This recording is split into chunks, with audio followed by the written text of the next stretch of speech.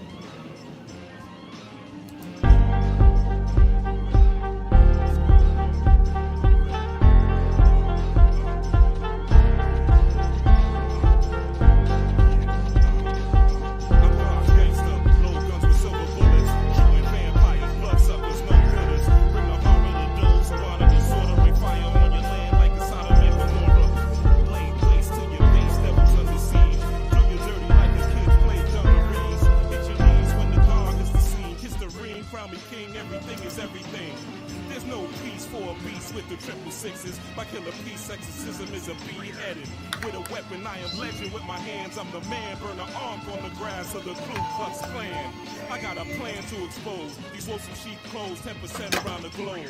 Illuminati nice, skull and bone. Secret societies, all different varieties. Masters of mass manipulation, exploitation, and miseducation.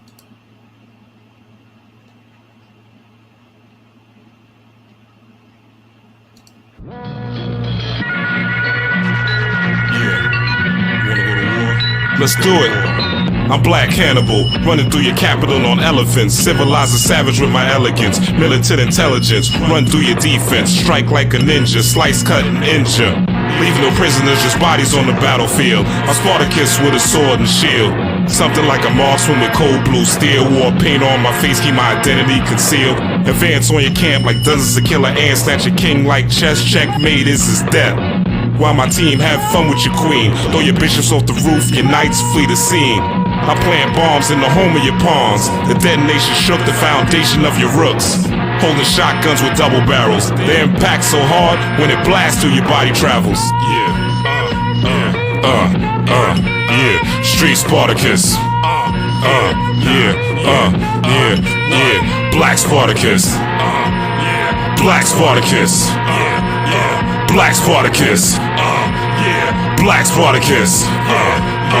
Black Spartacus. Burn your flag as I overthrow your government. New politics, no Democrats and Republicans. Spiritual systems built by wise men who's true in living. The foundation's no longer Christian. Teaching universally the wisdom of the nations. New currency, no more dollar bills with white faces. No more Caucasian domination. All races participating, cultivating education. The people hungry and they ain't waiting. No more debating. Let's overthrow the haven to Satan. This whole world needs some new changes. Rulers with new faces. It's time to take out the racists. Spartacus from the new ages. From the page to the stage, pull a blade on the money changers. Spartacus from the new ages. From this page to the stage, pull a blade on the money changers.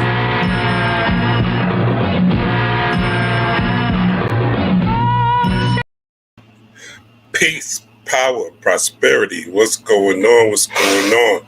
All right, y'all told me the audio was good. Shout out to Flex. Shout out to Trinity. Shout out to y'all who are in the building on this Saturday or this Saturn day. I appreciate y'all spending your time with me because you could be any place else and you could be doing anything else, but you chose to spend your time with me. Thank you. I appreciate you, and I am honored that you chose to do so. So, what we're going to get into what the title says, Kundalini algorithms, right? And how to awaken the Kundalini. Now, give you a quick story, right?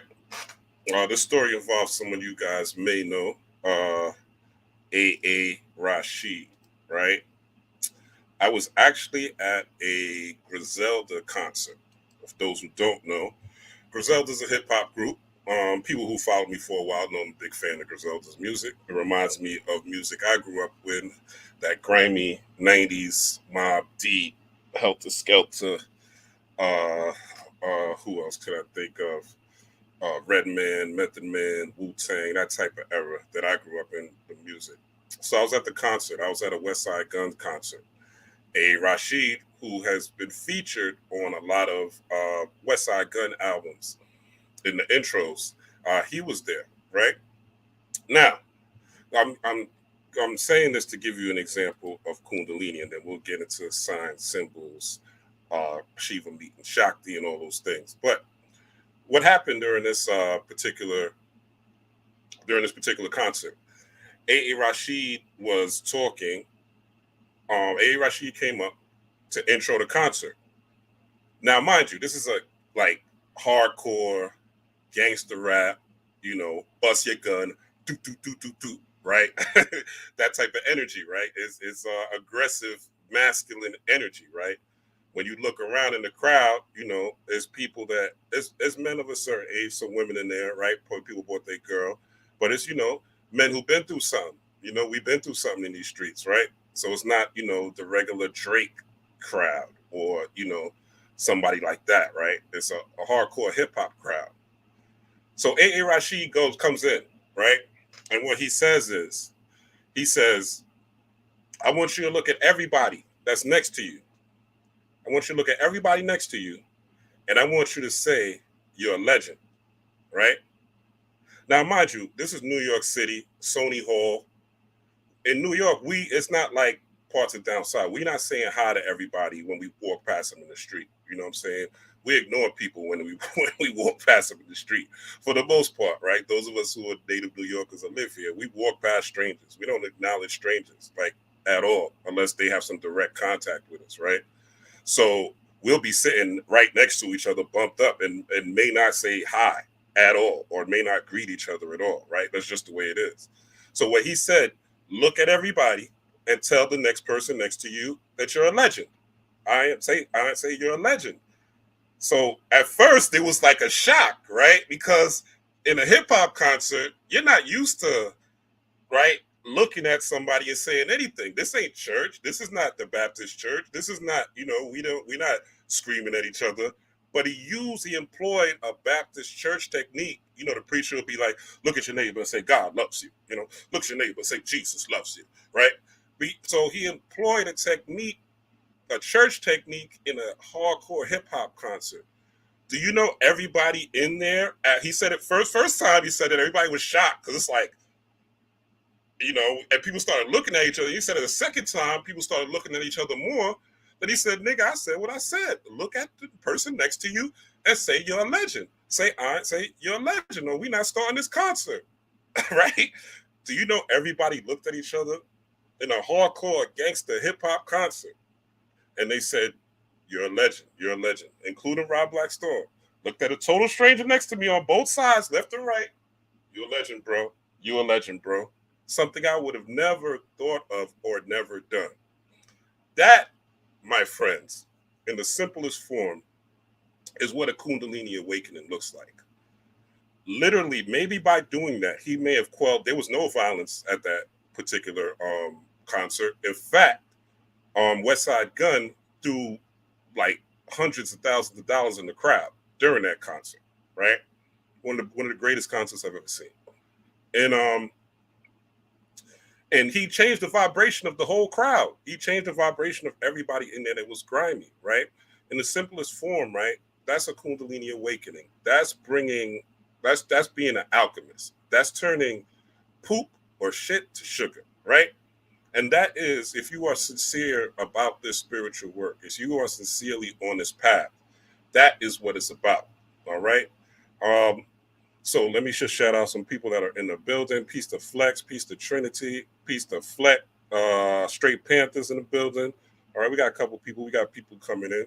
Y'all know how I do. Yeah, Flex, it was definitely love. It was definitely love. And he changed the whole energy. The whole energy in the crowd shifted when he did that.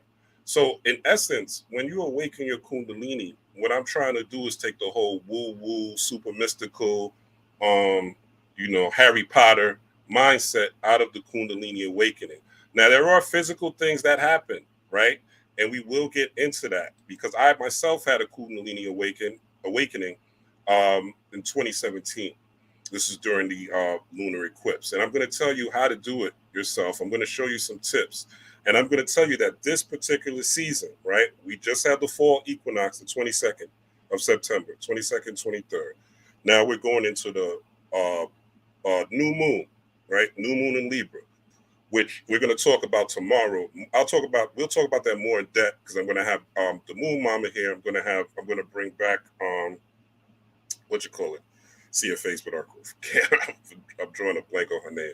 Forgive me. Y'all know she's been on the channel many. We're going to bring up Mel. We're going to bring Mel. We're going to bring the moon mama here. So we're going to have two sisters. We're going to do astrology tomorrow. So tap in for that. That's going to be a great one, right? And there's things that's happening this particular cycle, right? That's going to also lead to you awakening the Kundalini. When we're talking about algorithms, right? What are we talking about, right? So let's get into that. Algorithms, right? The word algorithm starts with AL, right? We have AL. When we look at AL, A is a vowel. So A is interchangeable with AEIOU, right? All the time. You can always, so a lot of times when you see Al, you can also tie that in with L. Now you have Micah L, you have Gabriel, right? You have El Melchizedek, right? You see these L's all over when you're talking about spiritual knowledge or you're talking about someone that is imbued with spiritual energy or spiritual power or Shakti energy, right?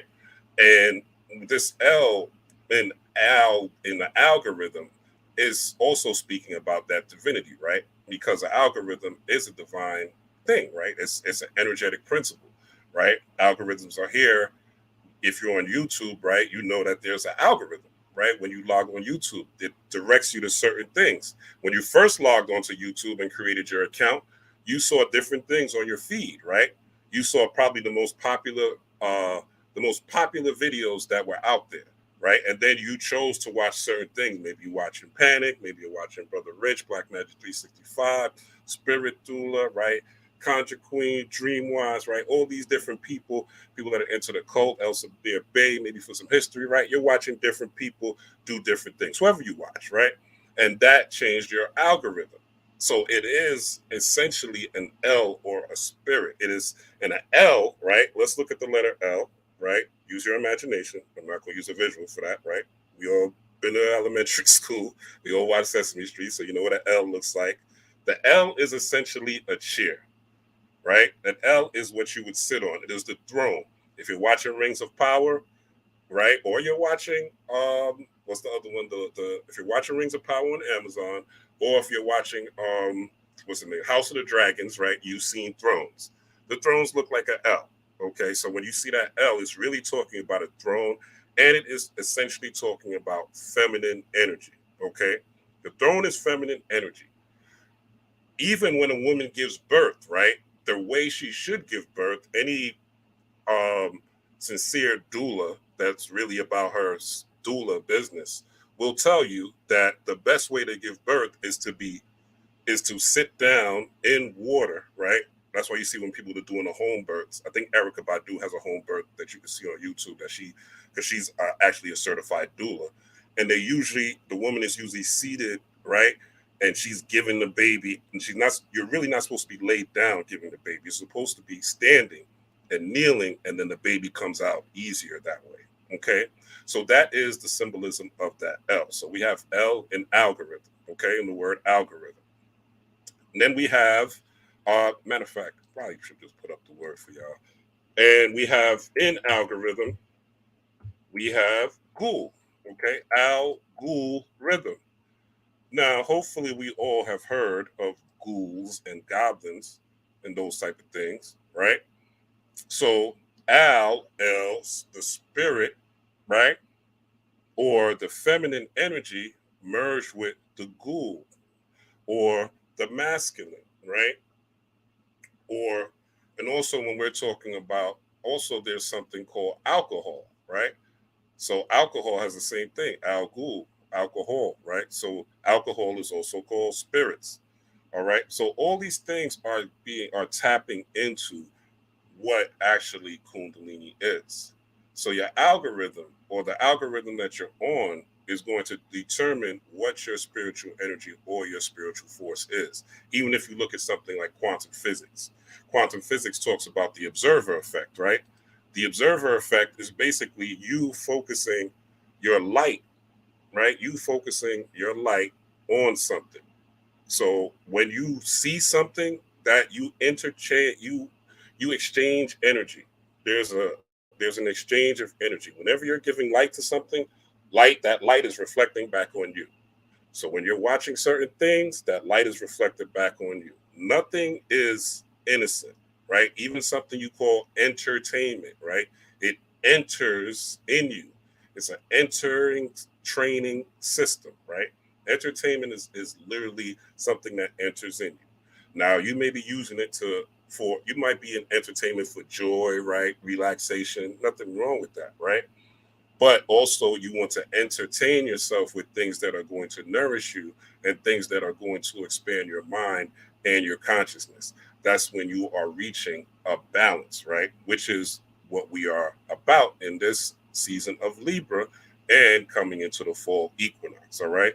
So I said I was going to show y'all the word. I may not need to actually let me do this. I'm gonna share the entire screen.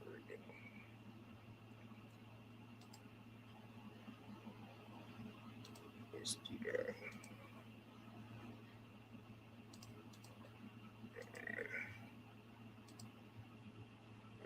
Myself. Welcome. I see y'all in the building. Swipe that like button when you come in. Y'all know I don't ask for much. Just swipe that like button. I appreciate it. All right. So let's see what Flex talking about. So Flex said first Kundalini experience I had almost got wrecked by an 18-wheeler. Heart chakra felt like a heart attack. Then I felt my spine. Met Twin Flame a few days later. Didn't last, but it was crazy. Yeah, I had a similar experience, Flex. Actually, let's just get into it a little bit as we go into it. But yeah, Kundalini is actually no. I'll get into it later because I have a process. But you're going where I'm going, Flex. But he's right. That's what a Kundalini experience feels like. It's your body pretty much heats up, starts cooking a little bit, and energy starts radiating from your body. It's one of the strangest things you'll ever feel in your life, and it's a bit scary, right? When your body heats up to a certain point, and your hands feel like they're on fire, your feet feel like you're on fire, and your brain feels like it's on fire. It's something that you have to really experience to understand. But once you experience it, there's really no going back. All right. So let's get into what we should be doing, right? Because we are in this vehicle. So again, let's look at the word algorithm. Algorithm is a process or set of rules to be followed in calculations or other problem-solving operations, especially by a computer. Okay. So it's a set of rules to be followed. That's a key word. Okay. Zeros and ones, right? On and off switches, right? Up and down, left and right? Zeros and ones. We live in a mathematical universe. This was also discovered scientifically by Dr. Gates, right? I believe his name is Dr. James Gates, and he discovered that the universe is run off what they call Adinkra symbols or Adinkra codes, and that's basically the mathematical algorithmic pattern of the universe, right? But essentially, it is the al or that L and that gul or that al gul rhythm or that spirit. You could call this pretty much a spiritual rhythm, right? Now, let's go into for those of you who know, let's go into, and I know I'm going a lot of different places, but this is just what Spirit's giving me. Um, Also, when you're talking about algorithm, there's the law of rhythm. All right. The law of rhythm in the Kabbalion, right? The seven universal laws: law of correspondence, law of gender, right? Law of mentalism, everything is mind, law of vibration, law of polarity, right? I think I caught everything. So we're going. So there's seven, and one is the law of rhythm, and the law of rhythm is that the pendulum is going to swing from left and right always, right? You're going to have ups, you're going to have downs. There's going to be positives, there's going to be negatives, right? We all know this just simply from living life, right? Every day's not bad, every day's not good, right? So right now, there's a lot of algorithms at play. Okay. I was listening to let me type this real quick. Let me talk to you one second. I was listening to I was looking at Diddy, right? Puff Daddy. Diddy, Mr. Love, right? That's what he says his name is. And I'm watching the video. He has this song, Gotta Move On, right? And in the video, you know, the people are coming in. The video starts with Tiffany Haddish is at the door. Ironically, she's doing a love video, but she's been involved in this scandal, right? This horrendous sex scandal, right? But the video is like, Diddy's like, what's the frequency? He's going in the club, you know, he's all cool and shit. He's like, yo, what's the frequency? What's the frequency? You know, Tiffany at the door, you know, it's all love, it's all love. Everybody that comes in, it's all love, it's all love. And then you hear the song, it's like, ooh, you know, it's like, you don't want my love, I guess I gotta move on, right? It's not a love song at all, right? It's literally a breakup song that he started the intro with, that it's love, right? So so the algorithm is that it's supposed to be a love song, but it's not a love song at all. It's a breakup song. It's an anti-love song, right? So you fooling the people, right? Talking about it's love, right? Let's look at the algorithm of hip hop right now. Drill music, right? Drill music is crazy right now. Okay, I'm here in New York, and damn near every car they're playing drill music. It's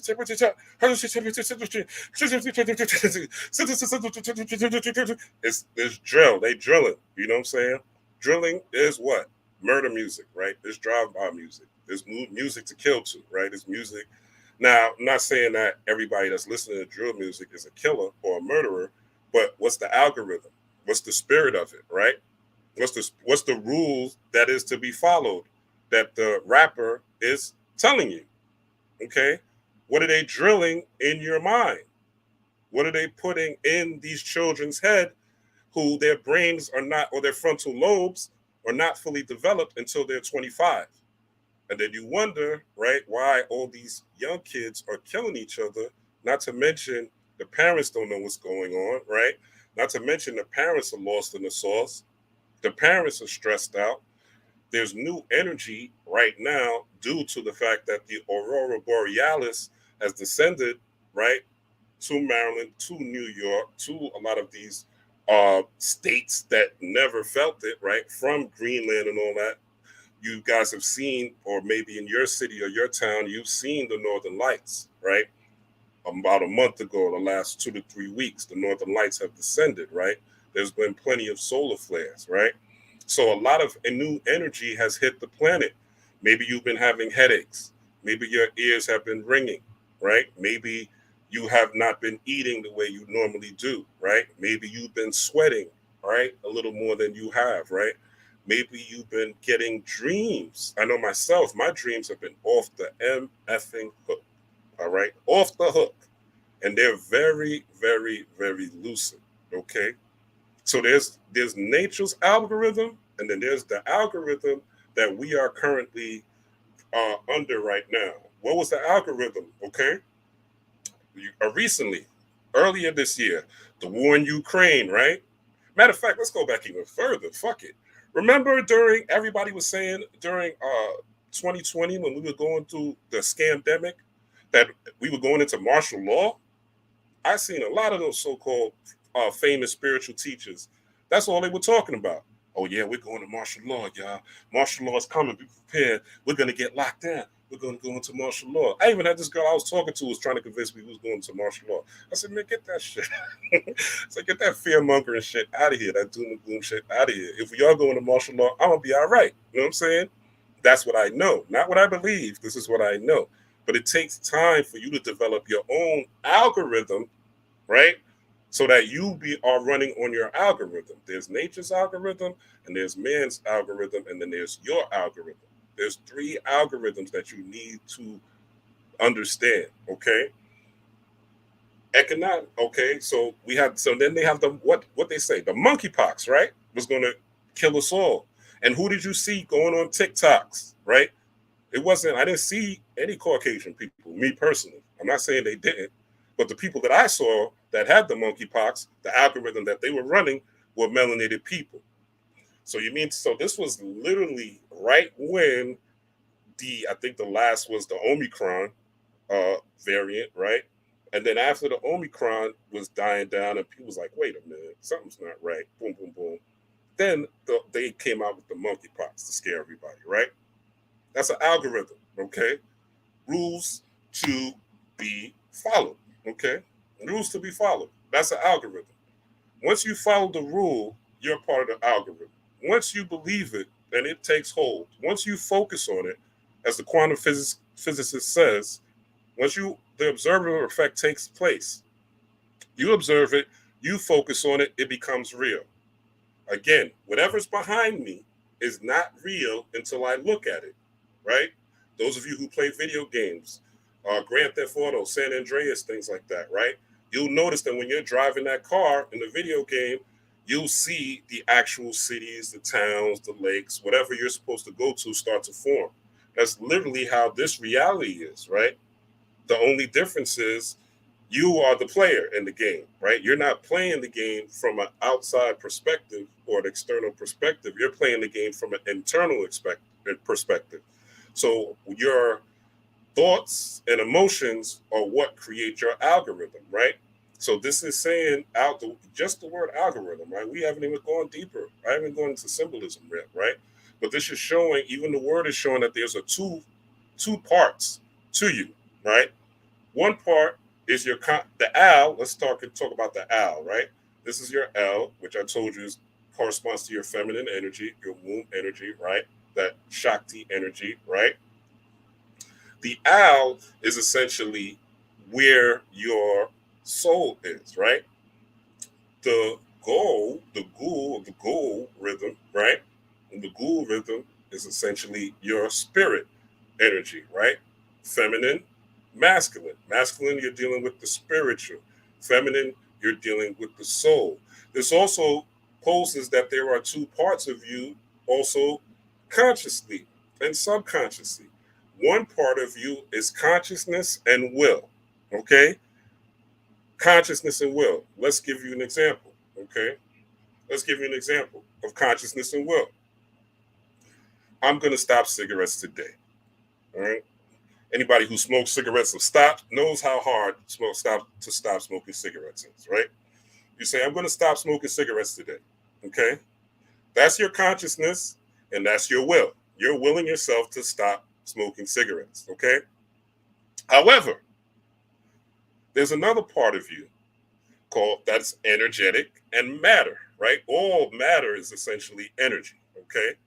There's another part of you that's like, man, fuck that. Nigga, you going to the store to get a pack of Newports today. Today, within the next hour. And you know what? This is what the energy matter in you is completing. This is that ghoul or that gore rhythm, right? That is in you, right? The L in you is saying, I want to stop smoking cigarettes. My consciousness, I'm going to stop smoking cigarettes today. I'm not going to smoke a cigarette today. But the rhythm of that ghoul or that spirit in you from smoking all these cigarettes, this nicotine being part of your muscle tissues, right? Being part of your body, being in your nervous system, is saying, being part of your endocrine system, right? Is saying, nah, nigga, you ain't stopping. You ain't stopping. The matter in you has its own energy. So you have to not only think it, you have to feel it so that you can become it, right? So it's beyond just saying something or thinking things into existence. There's also a physical component.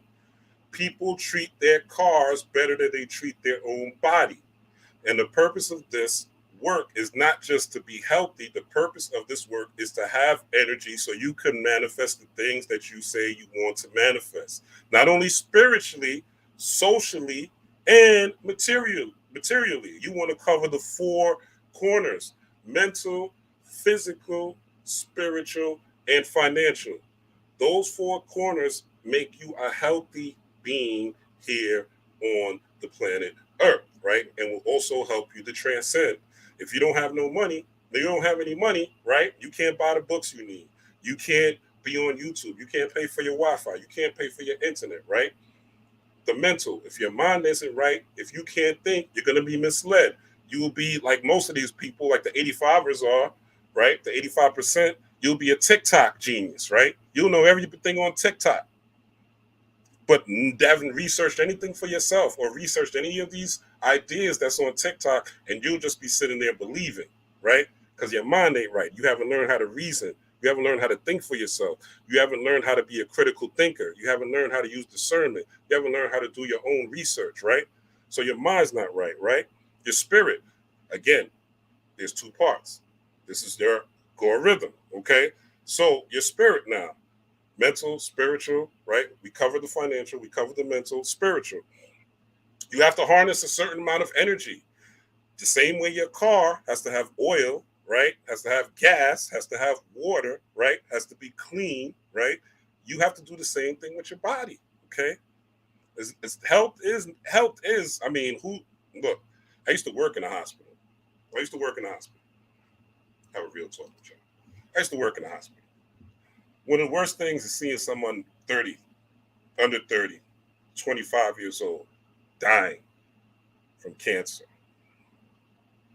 because all their life. And you have conversations, when you're going around, you start to talk to these people, and you ask, me being a scientist, you ask, how was your lifestyle or what do you think? And 9 times out of 10 is diet. 9 times out of 10, these people are in these situations because of diet. Now, maybe they had hereditary influences, right? But the main influence was their diet. If you don't have enough energy, as we saw during 2000, during the scandemic, and I'm going to link it all together, when they put up those towers, y'all know I can't say what those towers are, but it starts with a FIVE and ends with a G. When they put up those towers and it was new frequencies, okay, a new algorithm in the mix, which put forth new radiation, okay, people whose frequency was not high enough, older people, right? People who did not have enough Kundalini energy, whose algorithm was weaker, okay, didn't have the power, the rules that were to be followed were not operating at its optimal level. They were the ones that were falling, unfortunately, because they were not prepared to meet the frequency and the new radiation that was coming into the as the gods would say, into the cipher or into the environment on the planet Earth. Y'all rocking with me? Y'all following me so far? Put a 7 in the chat if y'all rocking with me. Y'all following me so far? I don't want to sound like I'm talking to myself. I know I'm talking about some things that may be complex, but I'm trying to make it as easy as possible. Put a 7 in the chat if y'all rocking with me. Now I'll continue while I take a sip of some water.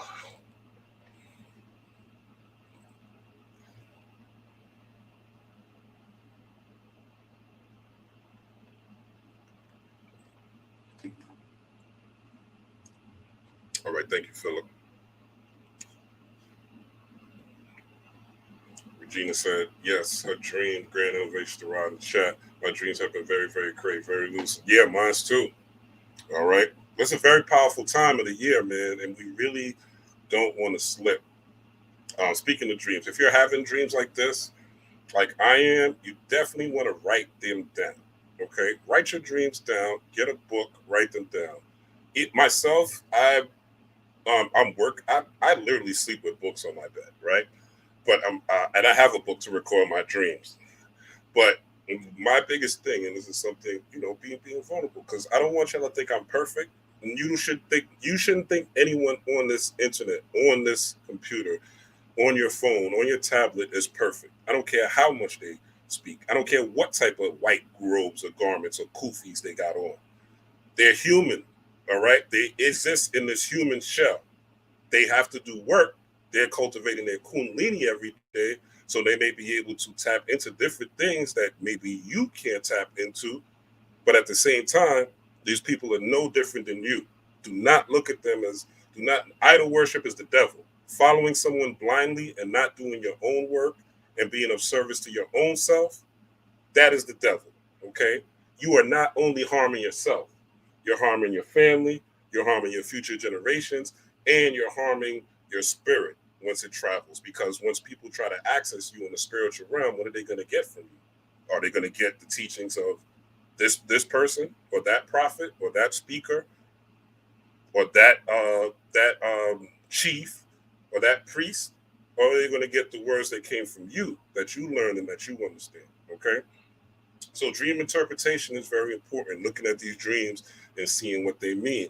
And the most important thing I would say to the chat and to everybody that's watching is when you are having these dreams, see how they make you feel at the end. You may not remember all the signs and symbolisms, right? Because I damn sure don't. And I can't say I write all of them down. I try to write some, but I've been having a lot. And to the point where I can't even write them all down, right?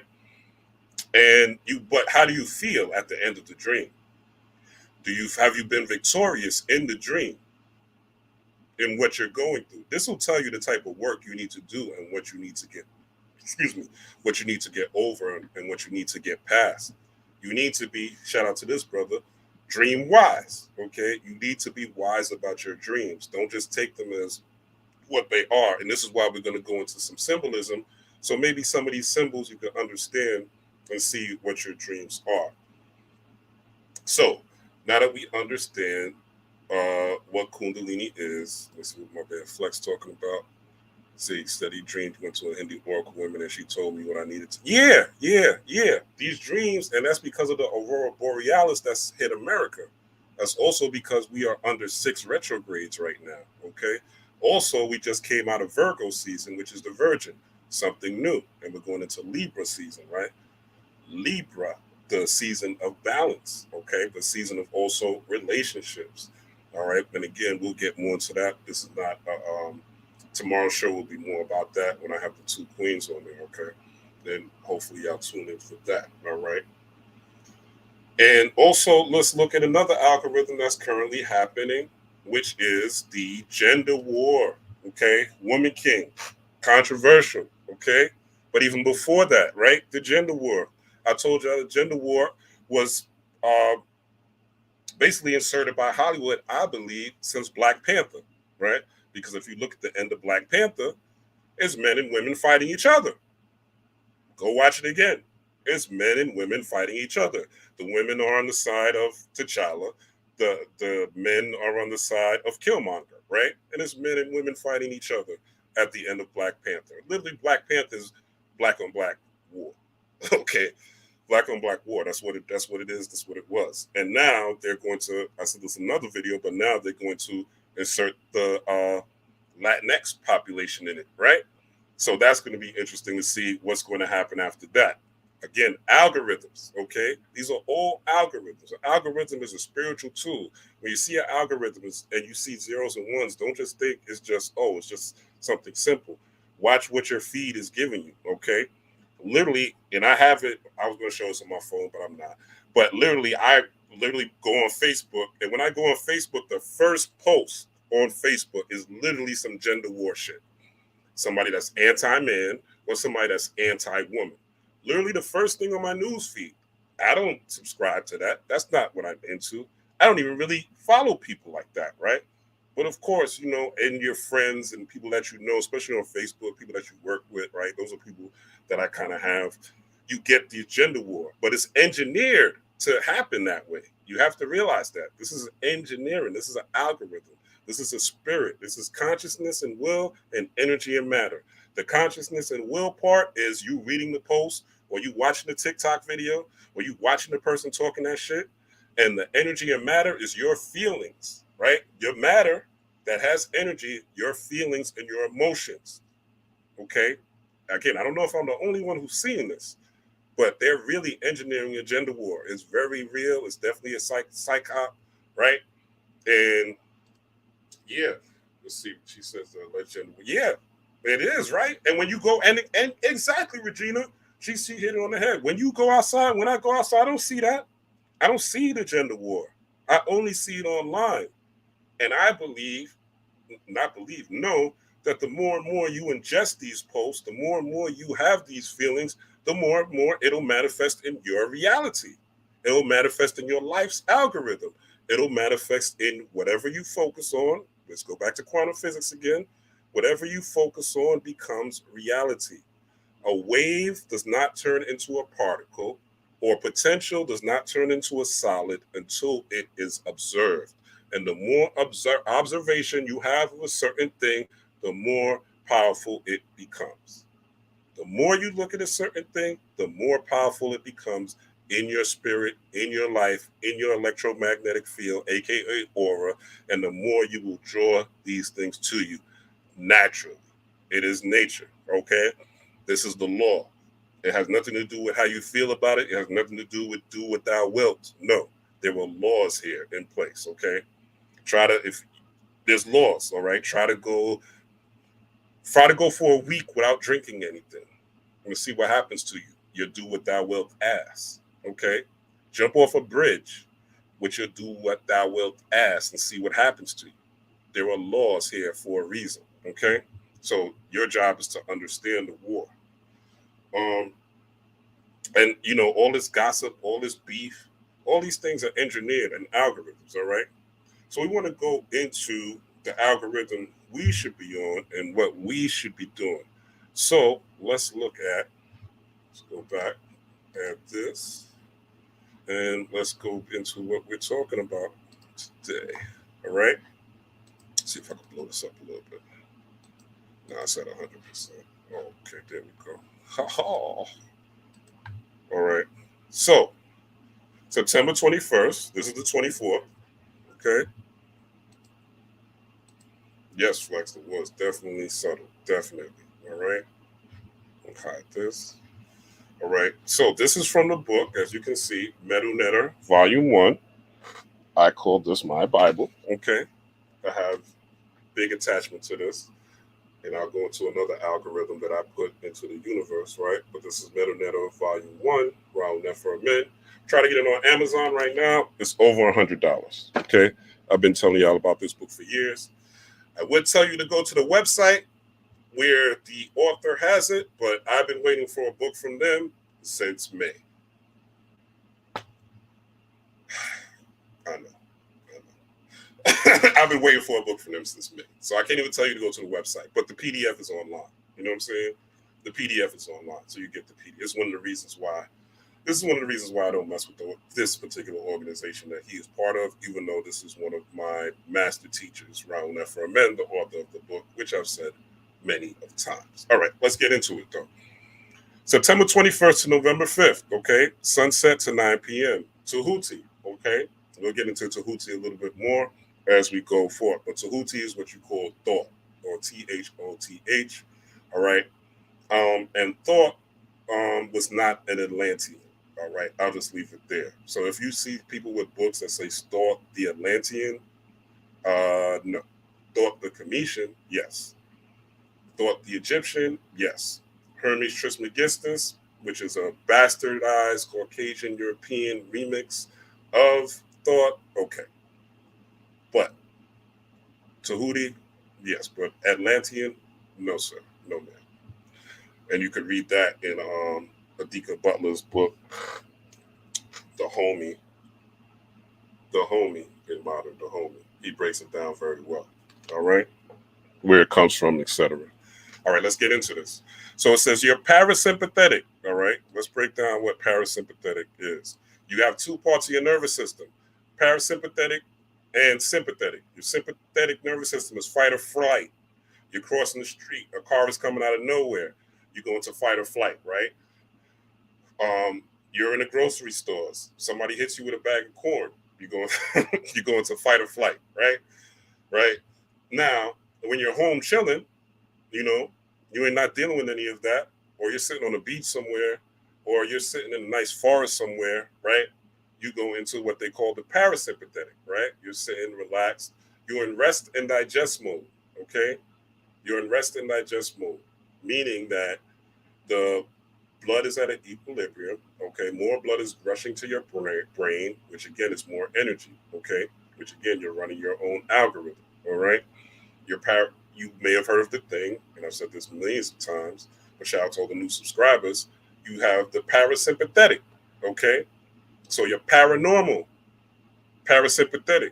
Watch the movie Paranorman, okay? Paranorman is all about your parasympathetic nervous system on the low, Okay, if you understand symbolism and you watch Paranorman, which is a cartoon, you'll get it. Okay, because it talks about you when this parasympathetic is tied in, you will naturally be able to get these spiritual downloads. Also, women naturally have access to the parasympathetic. They're parasympathetic dominant. Okay, women are parasympathetic dominant.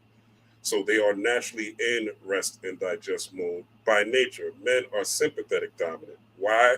Because of the way we're built, because of what our role should be as protectors, providers, producers, and problem solvers, right? Where women are supposed to nurture. Again, I'm talking about what our ideal function as men and women would be. I'm not talking about the 2022 version of women kings and what women could do and what men could do and all that. I'm talking about the ideal function when you're in a Ferrari, okay? When you're in a Ferrari, it's not meant for you to be driving 40 miles an hour in a Ferrari. Get yourself a motherfucking Toyota or Prius, okay? It's different functions for different vehicles. So the natural function of a woman is to be in her parasympathetic. This is why she has natural, and this is why the Sphinx in Kemet or Egypt, the Sphinx is the head is actually a woman, okay, because it represents the consciousness and will mastering the emotions and matter because you need energy in order to be your magical self. This is why melanin is so important, okay? Because you need this energy in order to, melanin converts light to energy, just like chlorophyll turns light to energy, right? This is why plant-based diets are talked about whenever you come into any type of sincere spiritual system, right? On earth. I'm not talking about your Christianity, which is not a sincere spiritual system. Christianity is do what the fuck you want and come on Sunday, and hopefully God will wipe away all the bullshit you did during the week, right? This ain't that, right? When you're in a sincere spiritual system, there's from Hinduism to occult studies, right? There's going to be diet involved, right? There's going to be a change of diet involved. I'm not trying to tell you what to do. If you think you can eat and drink whatever the F you want, hey, that's on you, right? Tell me how your health is in your 40s and 50s, though. I want to see how your health is in the 40s and 50s by doing that, right? Now, you can convert energy into anything, right? But at the same time, as I said, there's laws. Jump off a bridge if you don't believe there's any laws. Tell me how it works out for you, if you could tell me anything at all. Let's continue. So your parasympathetic has just gotten the upper hand just after being in equilibrium with the sympathetic, autumnal equinox, okay? Which is where we just passed the last 2 days, okay? As the sun is setting, your body is cold and dry, but your nervous system is in a state of equilibrium, okay? So your nervous system is in a state of balance. What he's saying is that the parasympathetic and the sympathetic is right now in a state of balance, optimum state of balance, okay? It is the optimum time for querying the oracle, aka doing a reading, receiving counsel or getting a reading, receiving counsel, and studying the ancient wisdom as the basis for deciding on your course of actions in the coming cycle. All right? Yes, your day begins at this point, not at sunrise. So he's basically saying that your day and your programming should start as it gets dark. Meaning, when are you going to be watching your videos? Mostly. That's sunrise. When are you going to be meditating?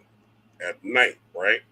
Things you should probably be doing already, or you may be doing already because most people work during the day, such as myself.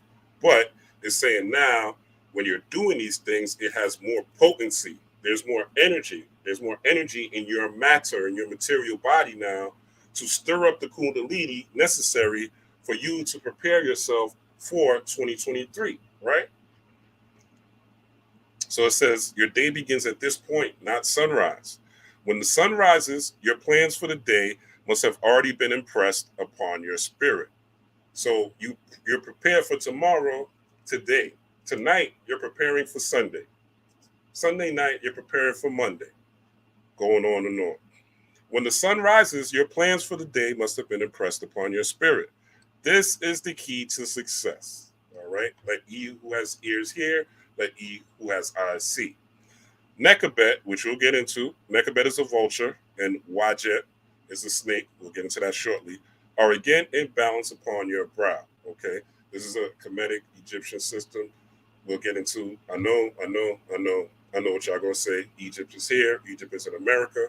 We'll get into that shortly. I got you covered. I got you covered with that. All right. Are again in balance upon your brow. Ong Hang Kashang. Okay, this is basically a mantra. Okay, if you have the PDF or if you get the PDF, this is something that you will be chanting during your meditations, right? But I'm also going to give you some keys for other chants where you could unblock your chakras so you can have a Kundalini awakening. I want you to have a Kundalini awakening this season.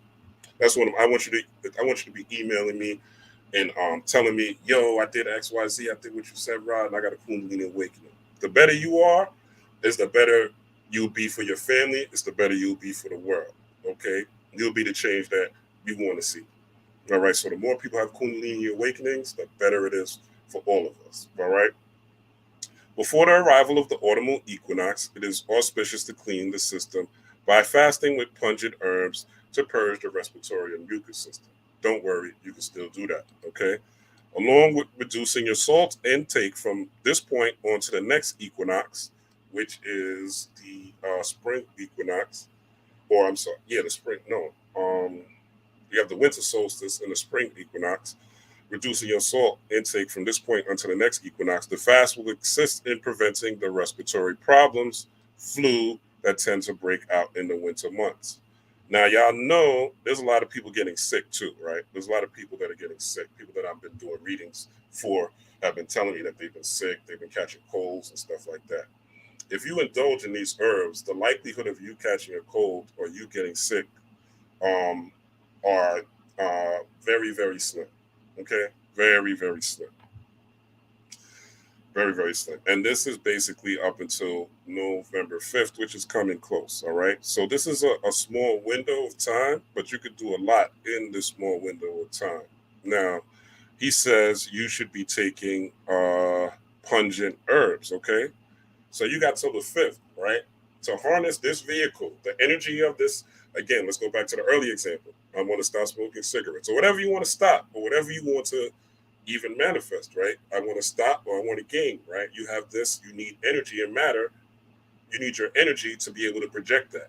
Even if you're doing something like candle magic, even if you're have pentagrams, right? Even if whatever you're doing, you still need energy, right? In this physical vehicle in order to propel that energy that you're putting forth in harnessing to make manifest whatever that thing is, right?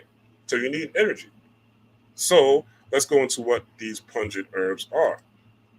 No slideshow today. I ain't have time this week. I ain't have time. But let's go into what these pungent herbs are.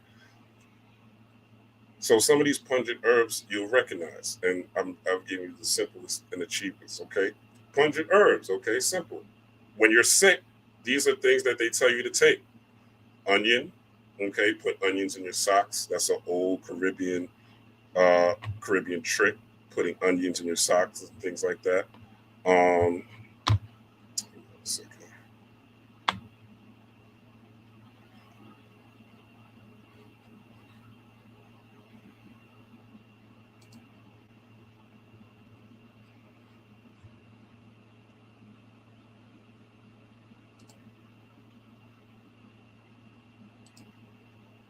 All right. So the pungent taste, right? So take pungent herbs.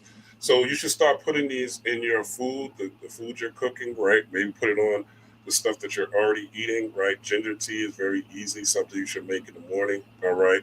Again, this so you don't get panicky. You know, some of y'all have messaged me like, yo, I got sick. I'm scared. Do I have COVID? Right? Do I have this? Do I have that? You know what I'm saying? At the end of the day, what do you believe? What is your algorithm telling you? Okay. Do you believe that that's what you have? Or do you just have the flu because you didn't take care of yourself, because you didn't get these herbs? All right. So, pungent herbs, fire and air. We're talking about Kundalini. Whenever we're talking about Kundalini, we're talking about fire. All right. Fire and air go together, okay? They're the same thing, okay? Well, they're not the same. Of course, they're two different elements, but on the scale of masculine energy, they're the same, okay? In order to move that Shakti in, or that dark energy within, into a Shiva state, right, into that pineal gland or the higher chakras, the higher three chakras, which is the throat, the ajna, and the crown chakra, which is above the head, you have to heat your body up, right? It takes energy. When you any ritual that you see, there's certain elements that are involved, right? There's usually food, right? There's music, there's dance, and there's chanting, right?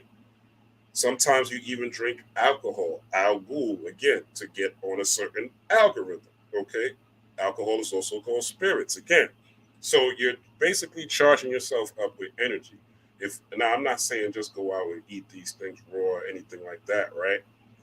But and again, you don't want to get excessive, right? If you're already on this level, right? If you're already a person that's irritable, extra aggressive, angry, has a lot of rage, right? You could channel that energy, but I would also say you want to start drinking more water. The more water you drink, the more melanin you have. Some of y'all's cars aren't operating correctly because there's too much shit in your car, right? Your oil got too much sugar, there's too much salt in your body, right? So these two things, sugar and salt, are two excessive poisons, right? And they're things, we've all drank that grandmama Kool-Aid. This was a little too sweet, okay? We've all got that fried chicken from somebody. It was a little too salty, right? These things, the more you put these things in your body, the more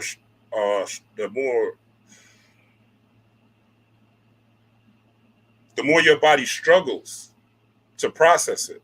So what happens? The more energy, instead of the energy going here to your first eye or your third eye, to the both hemispheres of your brain, to your frontal lobe, now the energy is concentrated here. Because again, you have, just like a video game character, you have a certain energy bar. So there's a certain amount of energy you carry through the day. Where will you maximize your energy? Is it going to be on your fucking stomach because you're eating emotionally, because you're not doing your shadow work? Or is it going to be going towards your brain, towards you awakening your Kundalini, right? Like so forth and so forth. Like Regina Harris is saying, as a witness to the parasympathetic, I receive rapid downloads both in the shower and doing hypnagogic stages. Okay? She's on point. She's tapped in. All right? She knows what she's talking about. So this is where the pungent taste goes. Okay? You see it on the tongue. Right here, it's right down the middle. Okay? This is Kundalini awakening time. All right? Definitely Kundalini awakening time. Play if you want. All right? There's other things: chilies, garlics, leeks, onions, mustard greens, radishes, turnips, right? Raw spinach. So you could get salads with raw spinach in it instead of lettuce, right? You could add these garlic to your salad, right? Mustard greens are good. Mustard seeds, right? Buckwheat, spelt, all these things, all right? And they're not expensive at all. All right. Again, you could get this. I have this right here, so you can look at this on your own. Don't take my word. You can cross reference. Don't take the word of anybody. All right. And it's exceptions in case you have excess fire in you. Although predominantly pungent in taste, ginger and cooked garlic do not tend to aggravate vata. That's just vata is basically high chi, high prana, high energy, right? For lack of a better word.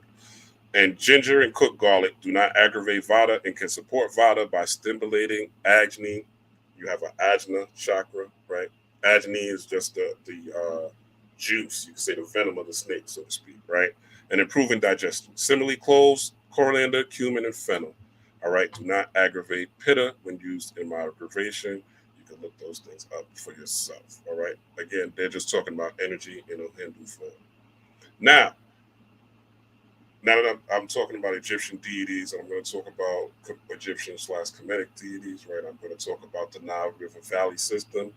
Somebody's going to say, well, Egypt is in America, America. I'm with you, right? Okay, I support that. However, there's different readings for different things. And this is something that they have called Pangea, Okay? Now, Pangea at one time, this is what the Earth was before they had something called continental drift. So at one time, thousands upon thousands of years before history, right?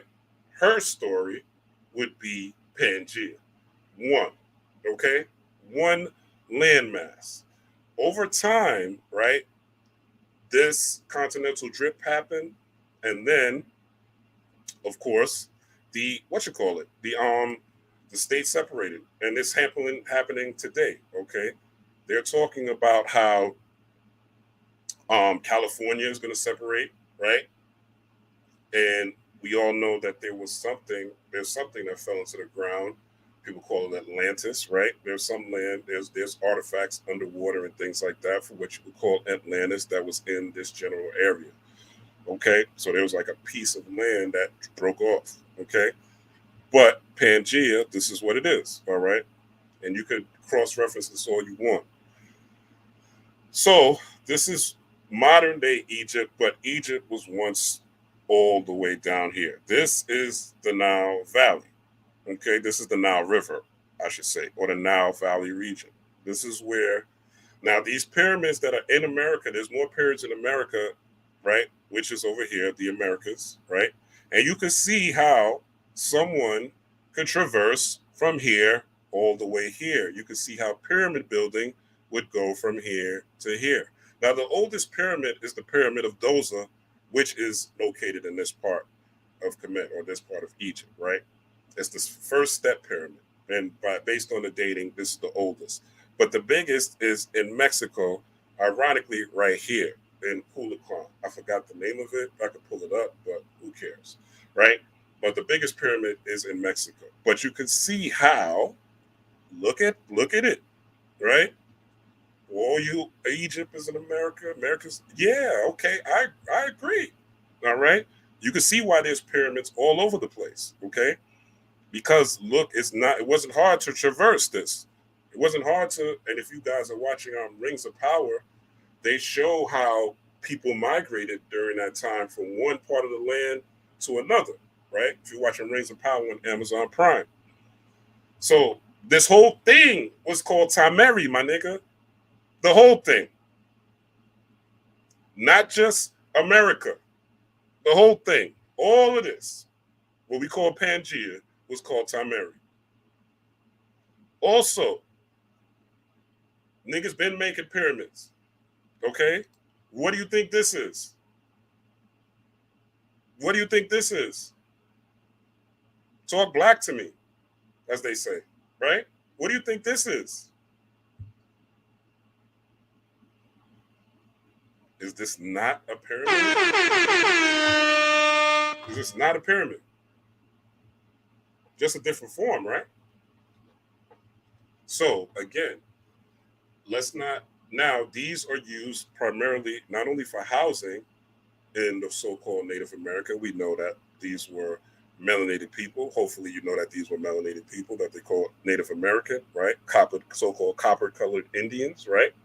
These are people that look like me and you that were here already. I definitely 100% agree with that. Everybody didn't come from Africa. Everybody didn't come from Africa.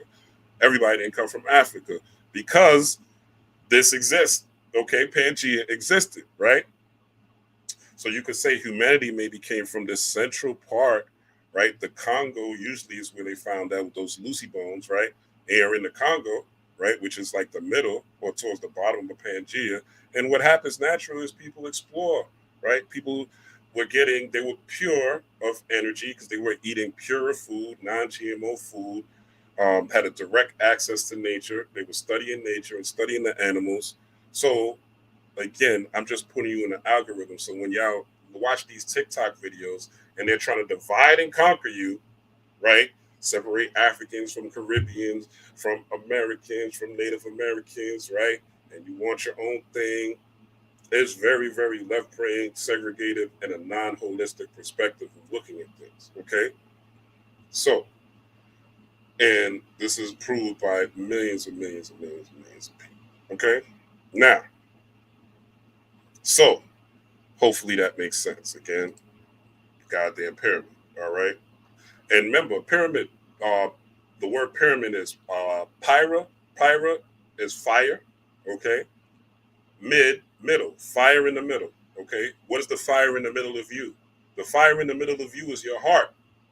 The fire in the middle of you is your heart, which is what we are trying to heal. Ultimately, our heart chakra. Our heart chakra is what connects us to all things, okay? You see the heart chakra is colored green. It's the same thing as the green grasses outside.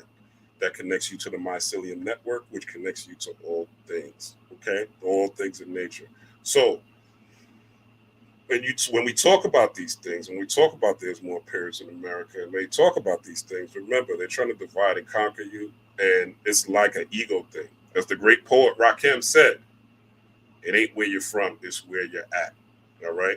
Let's look at now, hopefully this makes sense. If it did make sense to y'all, and y'all understand what I'm talking about, drop a 777 in the comments. Drop a 7 in the comments, just so I know that I'm not speaking on deaf ears and y'all understand what I'm trying to say. Okay? Again, Pangea. See the United States, you see South America, you can see the direct line between the biggest step pyramid, all right? Biggest step pyramid in the world is in Mexico, right here. And you can see how people can migrate with the same teachings, with the same understanding, with the same wisdom, before there's continental drift, okay? So please don't come on my chat talking about Egypt is America. Egypt is America. Yeah, nigga, I get it, all right? I get it. I get it because of this. You know what I'm saying? People migrate and they take their teachings with them, all right? Let's continue. If you're here, please, if you're new here, hit that like button. If you like what I'm saying, hit that subscribe button, all right? I'm going live again tomorrow with 2 queens. Should be a great conversation. All right, let's continue going. Now, let's look at 2 forms of magic that you don't know are magic, or most people don't know are magic, all right? Glamour magic, all right? Glamour magic. Glamour magic is slept on, right? People don't really think about glamour being magic, but it says it right here, 720, Scottish, all right? You understand the Scottish, right? You understand Scottish ties to masonry. There's actually a Scottish rite and a York rite. The Scottish rite of masonry is the oldest rite. The York rite is the newest rite. The York rite would be tied into what they call the Red House of Freemasonry, and the Red Lodge, and the Scottish rite would be tied into the Blue Lodge of Freemasonry, or the Blue House, and the York rite would be tied into the Red House of Freemasonry, or the Red Lodge, right? This is when you get into the 33 third and over. It's not a class, this is not a lecture on that, just want to bring that in. But you see, from the creators of the word, they show that it's magic. It's enhancement. Okay? I talked about this last week. The girl in the red dress walks by. When the girl in the red dress walks by the construction site, right? Now, if my handsome ass walks by, right, the construction site, or let's say I walk by, I don't know, where's a whole bunch of girls would be? I don't know. Let's say I walk by a fashion show, fashion week, well dressed in a nice suit, right? You may get out now. I ain't gonna say I ain't gonna get no looks. You know what I'm saying? But am I gonna get as many looks as the pretty girl in the red dress? Or if Rihanna walks behind me in a red dress with red lipstick with that thing in, right? No, not at all. Okay. So there's a form of glamour magic that enchants, right? And has you looking and has you thinking. What's the algorithm nowadays, especially for the queens, right? What's the algorithm? The algorithm is fuck men. The algorithm is but get a BBL, right? Which is crazy. Fuck men, but let me get a BBL, right? Let me get this surgery so I can get more attention, right? The algorithm, and also the spell is, I even saw something where they have women that look, melanated women, or you melanated women that look, they have something called the bohemian look, where they're basically making a fashion or a glamour over looking like a woman that is into spiritual culture and spiritual development and wants to be the highest version of herself, right? So glamour is a form of magic. You didn't know that, but shout out to Oshun, shout out to Het Heru. Those deities are associated with glamour. It is a form of magic. But if you understand truly Oshun, if you understand truly Het Heru, that is also talking about your emotions. Okay, it's also talking about emotional energy. Okay, emotions are forms. Okay, when you create emotions, you're creating forms, right? You can see form and function. Okay, so emotions are represented in what is glamour magic. So whenever you see something and it stirs you online, offline, on the news, right, you're dealing with a form of glamour magic, just seeing it. Now, the other form of magic, now we're talking about an algorithm, the go rhythm part, right? We're talking about the ghoul part. We're talking about the spirit part, right? And even though Oshun and Het have ruled, now we're talking about two feminine energies, okay? You're going to see these two feminine energies play out in what I'm about to show you soon. So hopefully, okay, not hopefully, you should understand glamour is a form of magic. So now when you see the magic glamour, the glamour magazine, right, you know that they're performing spells if you didn't know before. What's another form of magic? Grammar. Okay, they sound the same. 14th century Latin grammar learning and spreading, especially Latin and philology, right? Also, most importantly, magic, incantations, spells. Okay, so I didn't make this up. I'm just showing you what they're telling me. Okay, so grammar and glamour are both forms of spells. Okay, both forms of spells. So words are spells, right? And what you see is also a spell, right? So in the beginning was the word was with God, and the word was a God. All right. Now, what does that have to do with the price of tea in China? What we're about to get into. So this is a Cometian coffin text spell. Okay, Cometian / Egyptian. It says, I created my eye in a flame. All right, we're talking about Kundalini here, right? We're talking about masculine energy. Says, I made my eye a living serpent. Okay. We're talking about feminine energy, believe it or not. This flame is Shiva energy. This eye, a living serpent, is Shakti energy, right? Or feminine. What am I talking about? All right, let's get into it. Let's go into King Tut's mask. King Tut's mask. This is probably going to be my favorite part of this complete presentation. All right, now look at this mask. Let's decode it. Let's break it down into fine compounds. All right, let's break this down into fine compounds. Matter of fact, I want to minimize myself for this. Can I? Oh, it's not right. What the black clouds? Hold up. Hold up. Oh, it is. It's just slow. All right. Now, let's look at this mask, okay? And let's break it down, what it means and how it relates to Kundalini and the Kundalini awakening, the fall equinox, and what we should be doing up until November 1st, and how we should honestly be operating on a 24/7 basis as possible. So, the left eye, right?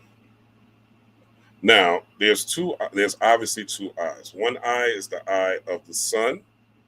This will be the right eye. And you have to look at this mask from your perception of if it was looking straight, right? So if you're looking at it, you might say, oh, this is the left eye, this is the right eye. No, look at it. If you're looking, this is going to be your left eye and this is going to be your right eye. You just have to reorientate it, right? So the left eye is the eye of the moon. You see that there is a serpent right here. This serpent in Hinduism, which is a derivative of Indish Kush, which is a derivative of the Black Dravidians, is tied to this cobra right here. This is an Egyptian cobra, okay? Not an American cobra, not a cobra from Mexico, an Egyptian cobra. They are distinct. There's differences in the animals based on where they're from. I'll show you that as well, just so we can kill some of this TikTok bullshit that's out here, all right? So the left eye of the moon has a snake, okay? Many people would think that the snake would represent a solar deity. That's what I thought too, but this is why study is important, all right? The right eye, which is a solar deity, is represented by the sun. So when we talked about, let's go back to this. So we talked about Nekabet is that vulture, right? The solar deity or the eye of the sun. And Wajet, right, is the snake or that serpent or that cobra deity. So he said, this is the key to the success, all right? Nekabet and Wajet are again in balance on your brow. He's saying that right now, between now and November 5th, your Kundalini energy is on a high, my nigga. You have exceptional energy. And when we do the video tomorrow, I'm going to talk about another phenomenon that's happening celestially where you could tap in. This is a keen, you should be meditating, you should be taking these herbs, right? You should really be focusing on what you want to manifest, and not only physical things, but who you want to become. All right? Let's go. So let's go back. So this is Wajet, right? As you see, it has that Wajet, right? And this is Nekabet, okay? The vulture. Now, Wajet is also called the Uraeus, right? Which sounds a lot like the planet Uranus. We'll get into that as we continue going, all right? Nekabet is a vulture. What do vultures do? What do they eat? How do they get their energy? Somebody put in the chat. How do vultures what do they eat? It should be simple. Well, I sip on some water. What do they eat?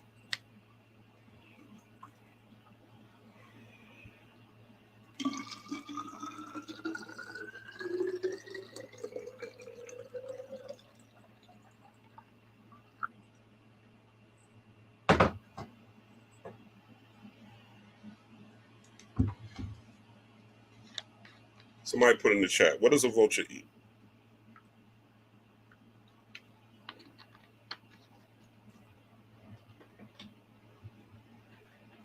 They find out y'all don't know.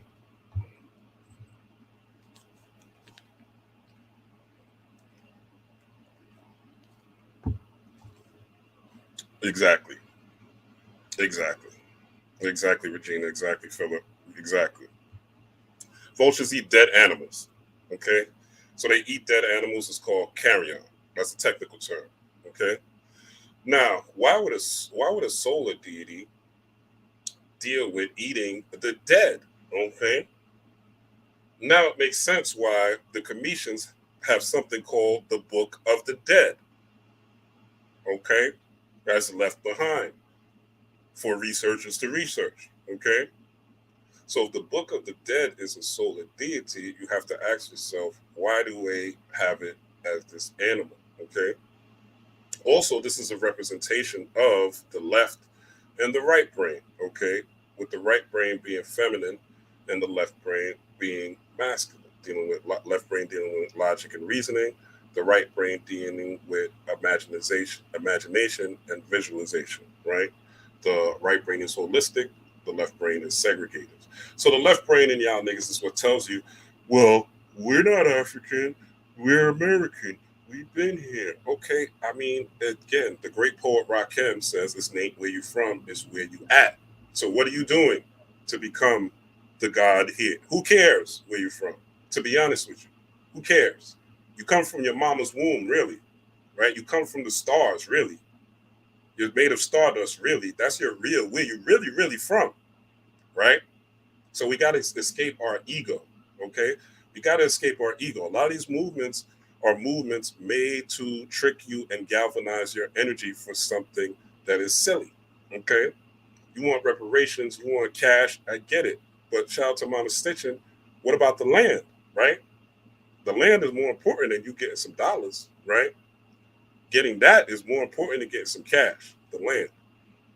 Now, feeding on the dead is the same thing you do when you're pouring out some liquor for your homies, right? When you're pouring out some liquor for your homies, right? Because the ones that passed away, you're pouring libations. So what this is telling you is that in order to really gain this light of spirituality, one of the things you have to do is honor your ancestors, honor those that came before you, right? Learn from those that came before you. Feed on the dead, okay? Feed on the dead. Don't just go into this world thinking that you know it all and you're not doing any research and you're not doing any study. Learn from those who already experienced what you've gone through, okay? Now, the snake, the cobra, is another thing, okay? The cobra is literally talking about you cultivating your own individual energy. Let's keep going. Let's keep going. Oh, let me break this down a little further because I was going to decode the whole thing. All right, so this basically is a representation, this particular sash, and you'll see this worn in, if you watch Lovecraft Country, right, the white woman in Lovecraft Country, the Caucasian people that were doing magic, they were members of an order called the Golden Dawn.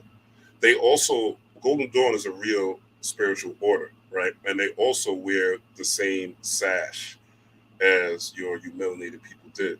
This is a representation of energy, vibration of energy. And if you understand Egyptian Kemetic iconography, this is also a representation of the feather of Ma'at on either side, on both sides, representing balance. Balance in truth, balance in love, and balance in justice, right? Which is what a true king is. He's true, he's just, right? And he's also wise, which is what this beard represents, right?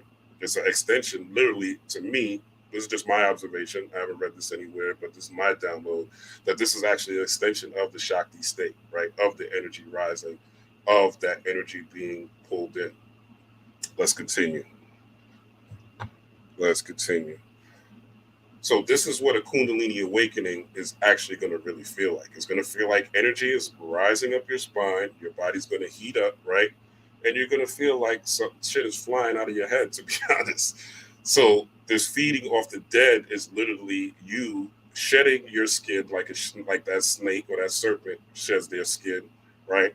And the vulture, let's continue going. Let's go into these a little further, all right? Wajet. So this is the snake, right? This is the snake. This is the snake. Wajet. This is what it sounds like. All right.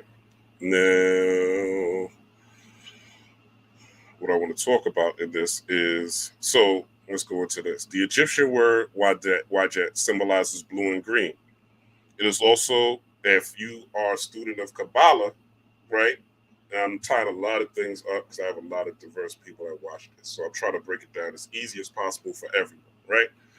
So Wajet is blue and green. If you look at the Kabbalah, right, and you're talking about blue, the color blue, that's tied to Yesod, or what the Kemetic tree of life would be is Set, what the Greeks call Isis, right? So it's literally, where's my Kabbalah? Where's my Kabbalah chart? I usually have it handy, but I don't think I have it handy right now. Yeah, I don't think I have it here. But if you know Kabbalah, somebody tell them in the chat. Yeah, I don't have it handy here. Usually have it right there like this. But the blue you'll see is Yesod, right? And the green you'll see is what Netzach. Netzach is also tied to Het Heru. That's also tied to Oshun, right? So it's very interesting that those two colors are in play, which is also a path on the Kabbalah, right? Damn, I want to show y'all. That's so bad. Hold up. Matter of fact, no, let me just keep going. Just take my word for it. It is also it is also the name for the well-known Eye of the Moon, okay? Indeed, in later times, she was often simply depicted as a woman with a snake's head or as a woman wearing the uraeus. So the uraeus is the same thing as Wajet. It's the same thing as a snake. The uraeus originally had been her body alone, which wrapped around or was coiled upon the head of the pharaoh or another deity. Now, the word Kundalini itself, the word Kunda, it actually means coiled. It means to coil. So the root word of Kundalini means to coil. So the uraeus, this is literally energy that is rising up the spine. And the vulture takes that energy that dead energy, right? Because you're raising your energy from your root all the way up to the crown, right? Through this uraeus energy. And now it is taking flight with these wings, just like you see behind me, right? Which is a representation of that vulture. And I'm going to break this down a little bit towards the end, right? That's going to be my final. But so it says, it says this is important. Another early depiction of Wajet is as a cobra entwined around a papyrus stem. All right. So this is also the beginning in the pre-dynastic era, prior to 3100 BC. Right. Ain't none of the pyramids that y'all talking about in America is older than 3100 BC. Please show me. Okay. I do the research. I know. All right. And it is thought to be the first image that shows a snake. But I could be wrong. I doubt it, but I could be wrong. But the oldest pyramid, according to my research, is Doz's Step Pyramid in Kemet. All right. It's thought to be the first image that shows a snake entwined around a staff symbol. This is the sacred image that appears repeatedly in the later images and myths of cultures surrounding the Mediterranean Sea. All right. I showed you Pangea. Okay. The Mediterranean Sea. This is right, as you see, right above Africa, right? So there was a lot of trading of ideas going from place to place, all right? So this is why you can't say one person. This is why when I talk about Freemasonry being a derivative of Kemet or Cometian mythology and spirituality in their mystery school system, I'm looking at the root of where Freemasonry comes from. I'm not looking at what it is today and the corruption and how they've corrupted anything and how they're using now these things to harness your energy, right? I'm not talking about that. I'm talking about where the origins were and where it comes from. Your whole Washington, D.C. is based off the Temple of Karnak in Kemet. Facts. Not no temple here in America. Okay, that's connected to none of these pyramids. Again, email me, prove me wrong. Called the caducees, all right? You've all seen this symbol, this medical symbol, all right? This is the same shit as this, all right? Let's keep this still. Look at it, look at it, look at it. You see the snake, you see the vulture on top, right? The staff, which would be what they call the Shashuma in Hindu, right? And you'll see right here the same thing. All right. You see the snake and the vulture. This is an Egyptian vulture. This isn't a vulture that's any place else in the world. I'll show you that right now. Because y'all there's a lot of people that like to say things that sound good to their ego, but are not really true. This is Nekabet. All right. This is her with because those are called the two sisters on the crown, on that King Tut crown, which is essentially, that's a funerary mask, by the way. This is a mask that they wore during funerals. This is a funeral. This is when you die, they put this mask on, right? So this is a mask, essentially. And this is just a representation of that spiritual energy, right? Let me tap into this before I even go into Nekabet, right? Before I even go into the vulture. Some things you want to tap into, some stones you could tap into. Lapis lazuli, okay, great for the throat chakra. Quartz is great to attach to any other crystal or stone out there, right? Especially if you're an earth element, right? You are Taurus or something like that, right? Anything associated with the earth element, you want to tap into these stones, because this is how you're going to manifest your Kundalini easy, right? By wearing these crystals. Everything ain't for everybody, right? And some people, depending on when you're born, the time, right? There's different gifts available to you. There's easier pathways towards manifestation for you. So you're a Capricorn, you're a Taurus, you're a Virgo, right? You definitely want to have crystals around you. You definitely want to have crystals or gemstones in your home, on you, right? As much as you possibly can, right? You also should have for your clairvoyance, clairaudience, right? Clairvoyance, seeing things beyond the veil. Clairaudience, hearing things beyond the veil. Clairsentience is what they call an empath, a true empath, feeling things beyond the veil, right? So you also could get what they have called the scrying is going to be great for you, right? You also could get something called scrying glass, or what are they called? crystal balls, so to speak, right? Those things will work great with training your spiritual abilities. All right, so lapis lazuli, right? What's some other gems? They have other gems here.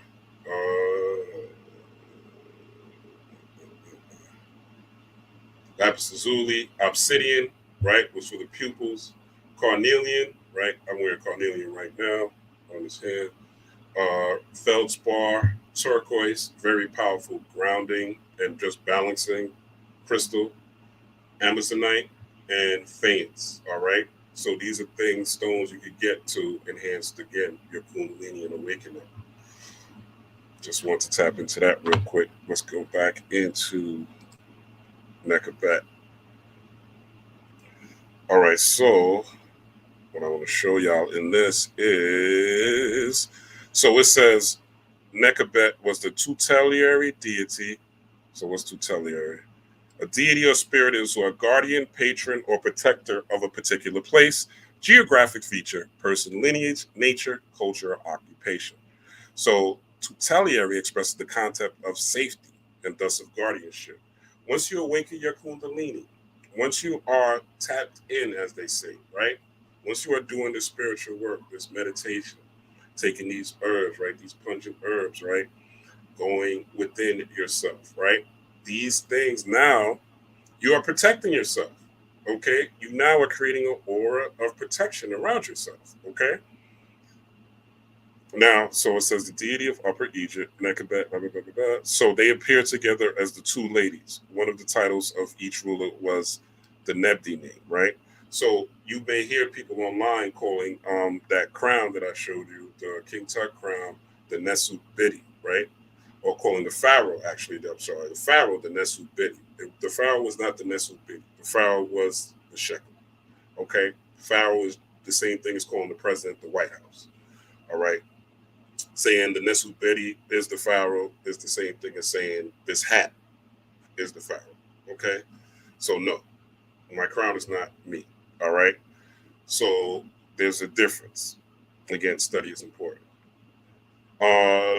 So, now, it says in art, Nekabet was depicted as a vulture. Alan Garner identified a species that was used to define iconography as a griffin vulture, right?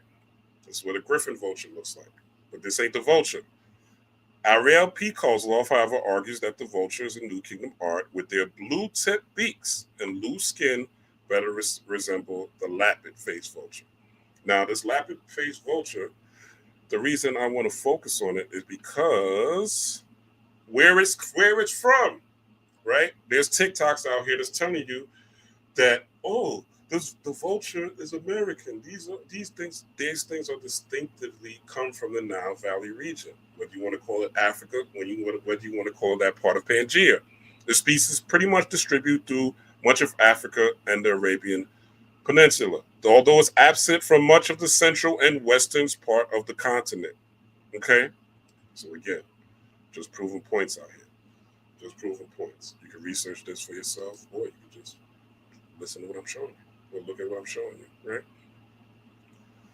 So these two different. So the vulture, as we know, again feeds off the dead. So this is why it's important to connect to your ancestors. One of the things that people talk about is, or people always talk about, is going to the crossroads, right? When you're working with Legba, Papa Legba, going to the crossroads, right? When you're going to the crossroads and you're performing that ritual, if you look at, let me pull up the Kabbalah. If you look at the Kabbalah, it's basically you making a decision, right? You making a decision. What the Kabbalah is, for those who don't know what that F I'm talking about, the Kabbalah is essentially a map. It's a map of your spirit. And it's important that you understand this map of your spirit, because this map of your spirit, oh, this is a good one. All right. They ain't really got the colors, though. Nah, that ain't a good one. But this map of your spirit will show you how you're able to navigate through different things. The crossroads Oh, shit. What up, sis? Different conversation, sis, but I appreciate you being here. Um, the crossroads is basically when people talk about going to the crossroads, you do know you have crossroads in your life, right? You have crossroads between, are you going to be doing something spiritual, right?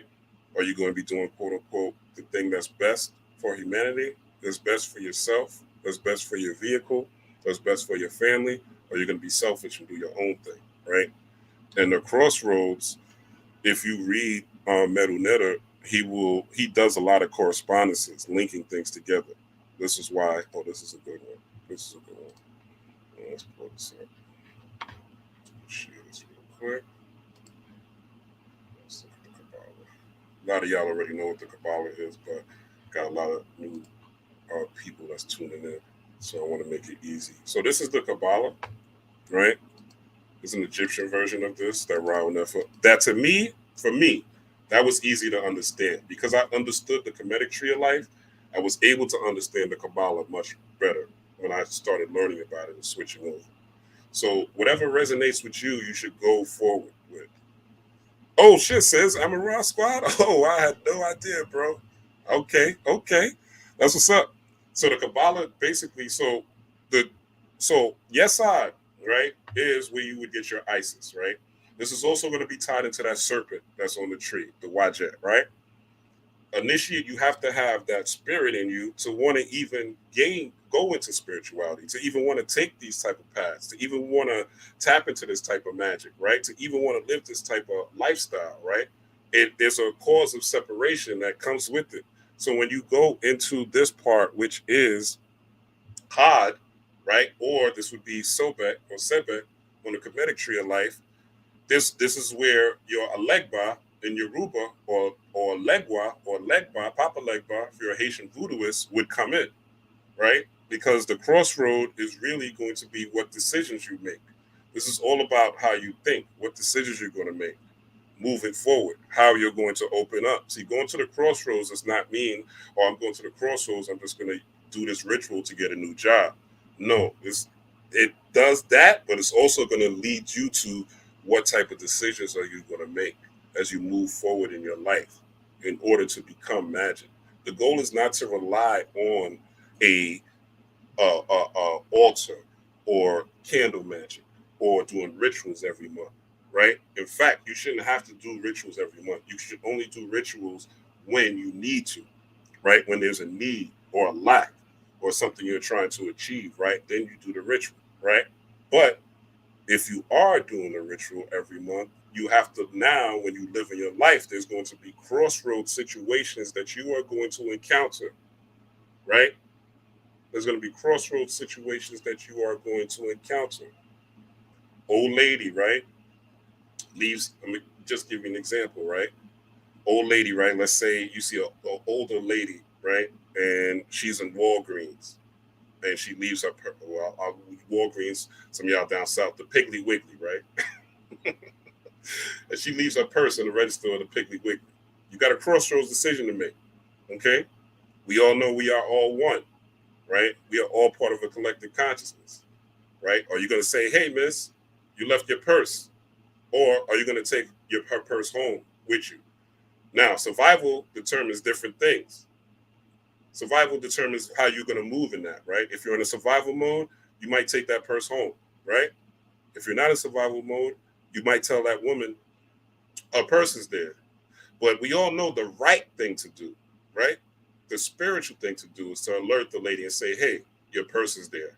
Because the greatest law of Jesus, to those of you who came from Christianity, is what? To treat thy neighbor as thyself. To treat thy neighbor as thyself. And that is going to take you into Ma'at, which is balance, which is where we are. We're on the Libra scales, which we're dealing with balance, which is dealing with law. So the way it works is when you tell that lady at the Piggly Wiggly at Walgreens, hey, ma'am, you left your purse. And she says, oh, I'm sorry. Thank you. I appreciate you. She might say, God bless you, right? Guess what? You are really going to get blessed. You are really going to heighten your Kundalini. You're really going to heighten your awareness. You're really going to heighten your spiritual perception. You're really going to enlighten and expand your electromagnetic field, right? the girls you want, the man you want, the money you want, right? All these things are going to start coming to you, and not coming to you out of nowhere. Opportunities are going to present themselves. It's up to you. Are you going to take advantage of those opportunities or not? When we talk about magic and spirituality, a lot of times people think it's just shit coming out of the sky, right? Oh, I'm going to do this spiritual. I'm going to do this spiritual ritual. I'm going to get me a new boo. I'm going to do an Oshun ritual to get me a new boo. But you don't go nowhere. You don't go outside, right? Now maybe you're on a dating site and you somebody hits you, right? That has a mindset that's spiritual, and voila, now it's up to you to capitalize on that and to be what that man or woman needs, right? That's how it works. It's an opportunity, not necessarily just a thing. Hopefully that made sense. All right. Now let's continue going. I just wanted to, and we'll refer back to the Kabbalah as we go through this because it's important. All right. So we know glamour's magic. We covered that. We know grammar's magic, right? Speaking spells. So whatever you speak, hopefully now you'll know that speaking is very important. What you speak to yourself, and not only your outer voice, what's more important is your inner conversations, right? What you say to yourself in 2, 3 in the morning, 4 in the morning. What are you saying about yourself? What are you speaking unto yourself? All right. Very important things. All right. Glamour. Okay. What are you looking at when you're scrolling on these timelines? When you're scrolling up and down, what are you looking at? Shout out to my boy Says no. He's in another. I'm not going to speak on the other part of the internet I'll be on, but he's in another part of the internet that I'm on that I just use strictly for entertainment and comedy. Right? That's it. Strictly for entertainment. It's my way of release. So when I am studying and doing all this work and working, I have a way to laugh and joke and have fun. Right? So you have to have something like that as well. This is all part of the balance, right? But it's what you are constantly looking at and taking in. All right. It's very important. So let's continue where we are on. So we did the mask. No, we didn't do that. So we decoded the vulture, right? Also, this particular vulture, this repeat face vulture. Do you know vultures, which I didn't know? Do you know vultures are fly the highest out of all birds? This particular bird right here flies the highest of all birds. I was watching this movie called, I think it's called The Fall, right? The Fall or Fall. And there were these vultures coming to get her. And I believe it's called The Fall. And there were these vultures that were coming to get her because she was stuck on top of a tower. They climbed this tower and they were stuck. See if I can pull it up real quick. Yes, it's called Fall. She was mad good, actually. It helped me conquer some of my fear of heights. Nah, this ain't it. So maybe it's not called Fall. But anyway, I actually have it on my Facebook. I forgot the name of that shit. But anyway, not important. But the vulture is the bird that flies the highest, right? So the representation of this is to show you that when you are honoring your ancestors, right? When you are taking care of your body, this is dead. This is dead, really. You activate this, all of this animal that's in you. This is just an animal shell, right? A mammal shell. You animate this. Your breath is what animates this. This is why when you take your last breath, this shit still stays here, right? You throw this shit in the ground. It goes inside a coffin. So your animal breath is what makes this alive. Your spirit is what makes this alive. Okay? And your soul is part of your DNA. That's the waters that are in you. Okay? That's attached. Your DNA is attached to the water that is within you. That flow state, so to speak. That is that Shakti turning into Shiva, which is what the Indian Kush would say. All right? Or quote unquote a modern day Hindu. So that's why they use these symbols. All right? They're not arbitrary. They're not just there. These symbols are not just there because they look good. They're not just there because, oh, they want to, make the people in the future think how dope they are from using gold. No. If you look at the back of the mask, what are you looking at? This is the spinal column. Okay? This is where the Kundalini is going to travel. Up your spine. Okay? Anybody There's a man was in here earlier talking about his Kundalini awakening. When I had mine, it's the same thing in 2017. You feel that energy rising, that heat rising up the spine, right?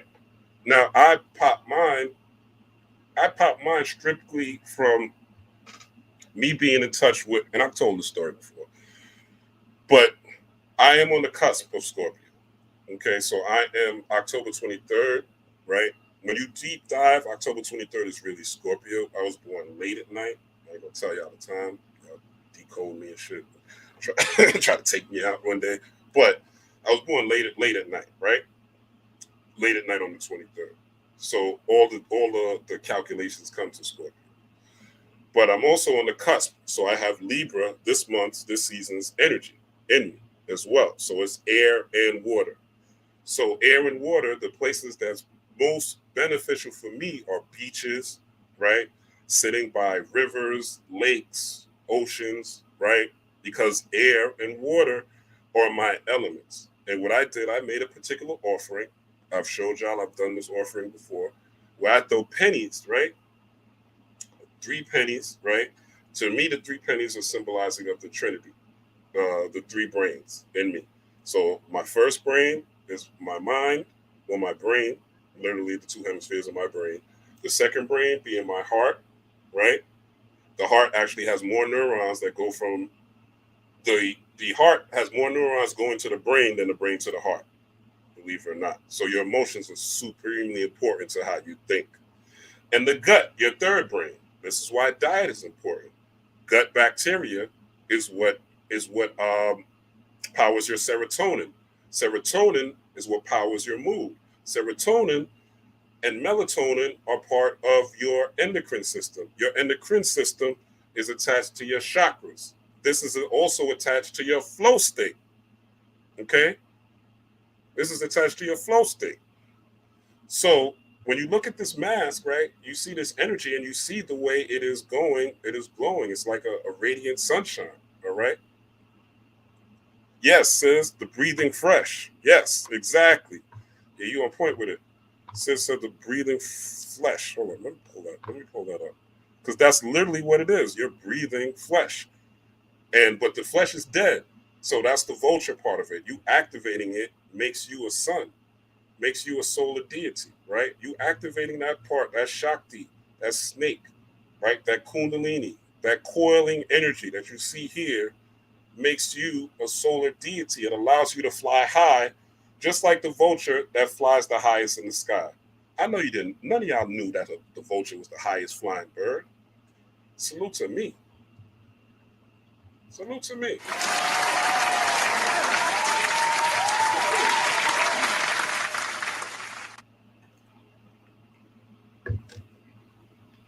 Now, let's keep going. So I decoded the shit out this mask, all right? So now, when you see this, it should just be a reminder of who you truly are and what you truly are. You are Shakti, you are Shiva, you are solar, and you are lunar, right? You're solar and lunar. So some people work great with being out in the sun, right? If you're a fire sign, summertime is your time, right? Working with candles, that should be your thing. Staring at candles, that should be your thing. If you're a water sign, I already told you, you should be working with water, speaking into your water, right? Dr. Emoto already did the experiments to show you that if you he did experiments where if you label water, right? You can label one water, put some rice in the water. You can do this at home. There's many people on YouTube that have duplicated the experiment, Dr. Emoto's experiment. Label one water love, label one water hate, put a little bit of rice, something in there. You'll see that the one that's labeled hate is going to be dark and ugly and murky. And you see the one that's labeled love is going to look light. It's going to probably have some white type of thing going. It's going to be like not dirty and murky like the other one. Same amount of time, everything like that. All right. So water, right, is something you want to work with. Again, same thing I showed being around the beach. Earth sign, crystals, stones, right? Being in forest, right? Tree hugging. Being around forest, parks, nature, right? Earth signs, right?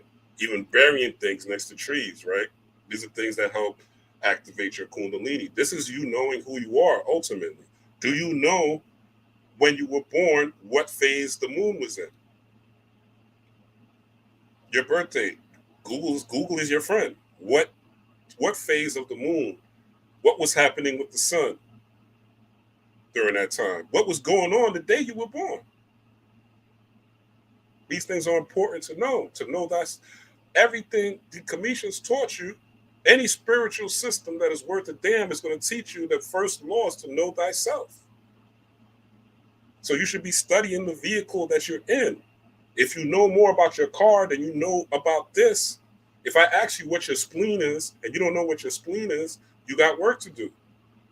If I ask you what your esophagus is and you don't know what it is, you got work to do. Know thyself is knowing thyself so you can maximize thyself. That's what these people were all about.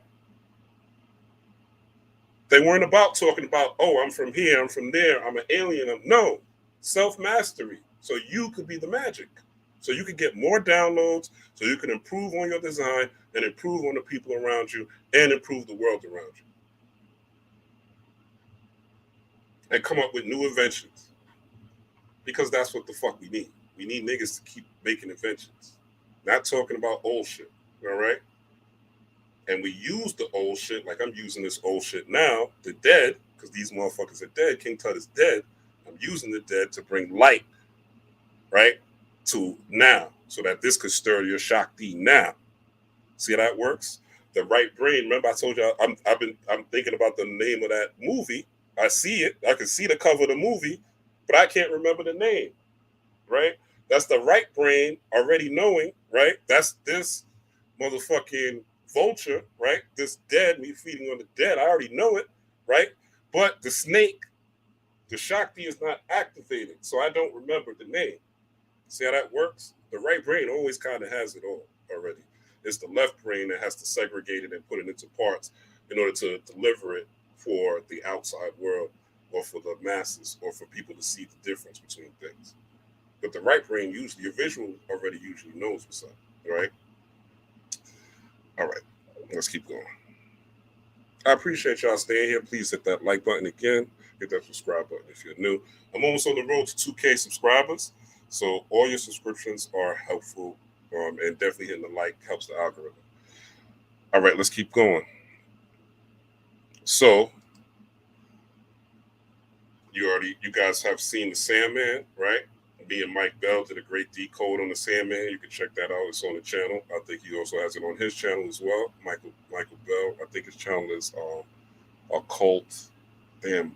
Mike, if you watch and drop your channel in the comments, I'll post it. But I think it's called Occult Reviews, something like that. Or go to Michael Bell's page. He'll be able to show you. But anyway, we did a great decode on this particular movie, and as you see him having this little particular beak that looks just like the spinal cord, right, representing your dreams, right?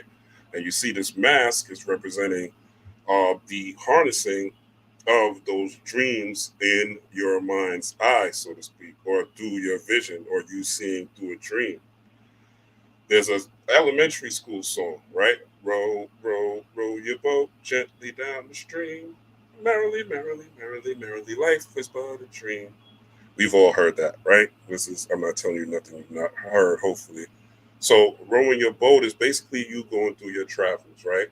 Merrily down the stream is not being caught up in gender wars, not being caught up in drilling, not being caught up in whatever the media has, monkeypox, this virus, this thing, they had H1N1, they had swine flu, all these different things they've been having over time, right? Not to be caught up, but to flow merrily down the stream, because life essentially is but a dream. You're only here for a little bit of time, and basically your consciousness is what's projecting the world around you, because everyone has a different perspective of the world around you, right? Some people see in my video, they're like, fuck this nigga, what is he talking about? Y'all are still here watching, right? So everyone has a different perspective. Everybody's seeing the world from their own lens or their own dream of what they want to produce here in society or here on this planet or for themselves, right? So having a dream is important. Having a vision is important, right? This allows this Kundalini energy, again, to travel along with taking the right herbs, along with doing the work that I showed y'all earlier, is what brings the energy up that spine and allows your dreams to manifest in real life, just like you see Morpheus here. Morpheus also has the word morph in it, to change, to transform, right? So these lucid dreams that you and I have been having this Mercury retrograde season is all about you morphing and transforming. This is upgrade season. We're in a spiritual renaissance, okay? Spiritual renaissance. That was the time. And again, things are going to happen the next couple of months. You got to be able to know what not to be distracted from. You have to know what not to take you off your square, your foundation. You have to be able to circle your square, so to speak, to know that everything around you is going to be okay. But if you are caught up in what these speakers are telling you, this doom and gloom, oh, stock up on this food, there's going to be a food shortage, oh, they're going to have martial law, stock up on this. You're projecting into a dream. This is your energy now, nobody else's. You're creating the dream world that you want to see, be it positive or negative. The universe doesn't care. Energy doesn't discriminate, right? Also, another thing going back to this, right? This mask is, when you think of a snake, right? You think of hissing energy. And this hissing energy is also, if I've had before in one of my apartments, there was an energy, a problem with the power, right? And I heard hissing in the wall, right? So just to show you how connected our ancestors were, right? They understood that this hissing represented energy, and you could hear like a because there was a problem with the flow of energy, and once they fixed it, the hissing stopped, right? So, and I'm sure this is on. I can't be the only person who went through that. I'm sure this is online. Matter of fact, it is, because I remember looking it up. What was the sound? So yeah, energy actually has a hissing sound when it's in motion. We don't hear it audibly, and when something's wrong, you can hear it. All right. So what are your dreams? What are you dreaming about? All right. Let's go into. I'll touch on this briefly. So this is the baboon is a solar deity, right? And I'm giving you the symbolism, so when you have these dreams, now you can understand. Now you can make sense. Now you can tell your friends, family, what you know. The baboon symbol is a symbol of this. All this stuff is tied into Kundalini, right? The baboon symbol. The reason they use the baboon is not, they didn't use these things to worship, right? They didn't use these animals as gods that they worship. What happened? They observed nature, and they saw that the baboon, when the sun first rose in the morning, they would raise their hands and they would let out a loud screech. They would be like, "Eh!" Right? You could watch nature, you'll see the same thing. In the morning, they would wake up at the crack of dawn and they would scream and raise their hands and start acting crazy, right? So they said that the baboon has a tie to the sun, to the rising sun.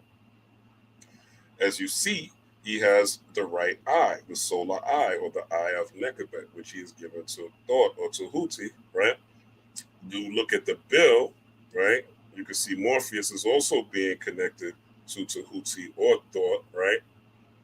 Which quite simply, Thought is the god of wisdom, astrology, mathematics, any new invention you could assign really to Thought or Tahuti, right? So this is basically saying that there's light when you are moving on your boat, right? When you are moving your boat, right? This is why I told you the song, but I didn't tell you I was going to show you this. But when you're rowing your boat down the stream in your dream, right? In your dream, this is the moon, Kansu, right? The moon is the moon deity or reflection, right? Of your solar light. This is what you're doing on a day-to-day basis, your lifestyle, right? When you are rowing that boat, right? This is the moon, left eye, eye of the moon, right eye, eye of the sun. When you are moving, right, according to your light, remember, moonlight is a reflection of the sun's light. When the sun hits the moon, that's when you have the full moon. When you're moving, right, you have gaining access to spiritual wisdom. You are gaining access to spiritual downloads. You are gaining access to spiritual knowledge. Let's keep going.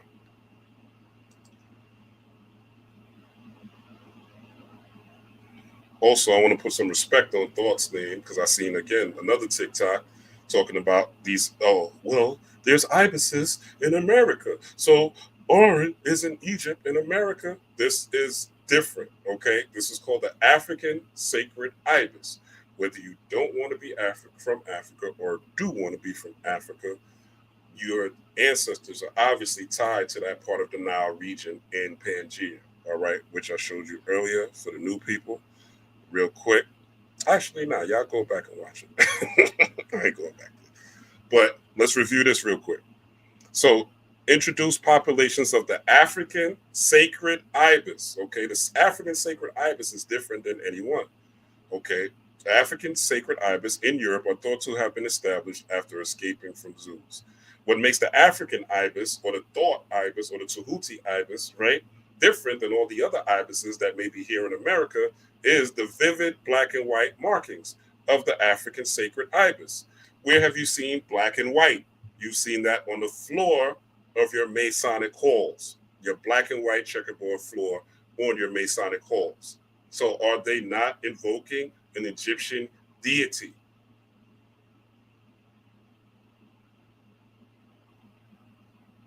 I ain't making this up. Okay, the research is here. The link is right there. You could copy and paste for yourself and read the whole thing. That is different than the American ibis. That's different than the North. That's different than the one in Mexico. See, they tell these things to y'all because they know. A lot of these speakers tell these things to y'all because they know y'all ain't gonna do no research.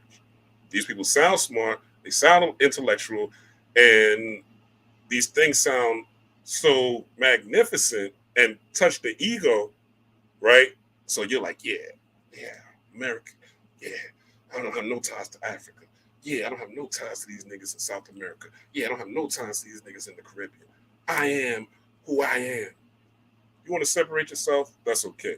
Me, this whole planet is mine, my nigga. The whole Pangaea. I come from it all, right? I'm not localizing myself strictly to America. Are you crazy? Let's go. Yeah, at the Ethiopia, right? It's right there. At Ethiopicus. Exactly. Joker 77 is on it, right? Exactly. Sorry I can't put your comments up. I don't know what's going on right now. Once I leave this, it's not. Oh, you know what? Because I'm not on the page. But yeah, Junkyard Jedi is on it. Shout out to Hollow Vegeta. Shout out to Philip Boone. Shout out to Davion Birdie. All right. Hit that like button if you're here. All right. Let's continue. Let's continue.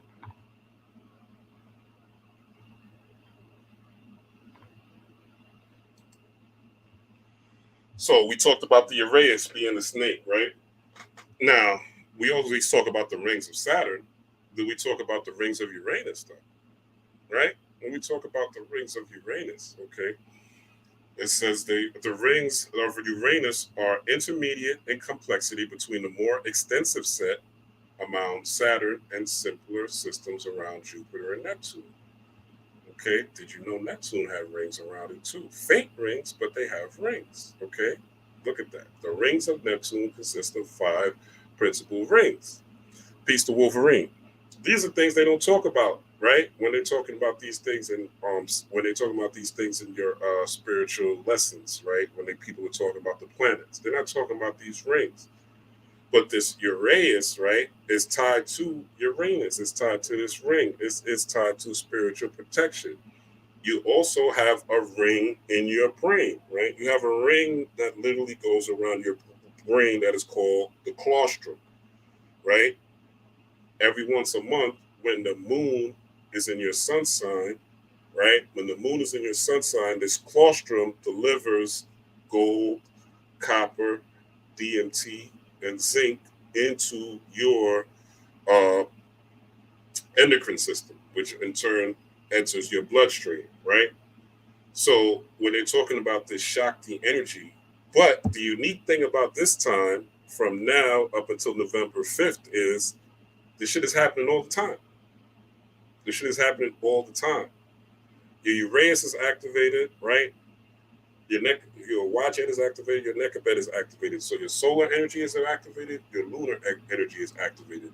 This is why this is one of the most powerful motherfucking new moons and full moons you're gonna have this year, right?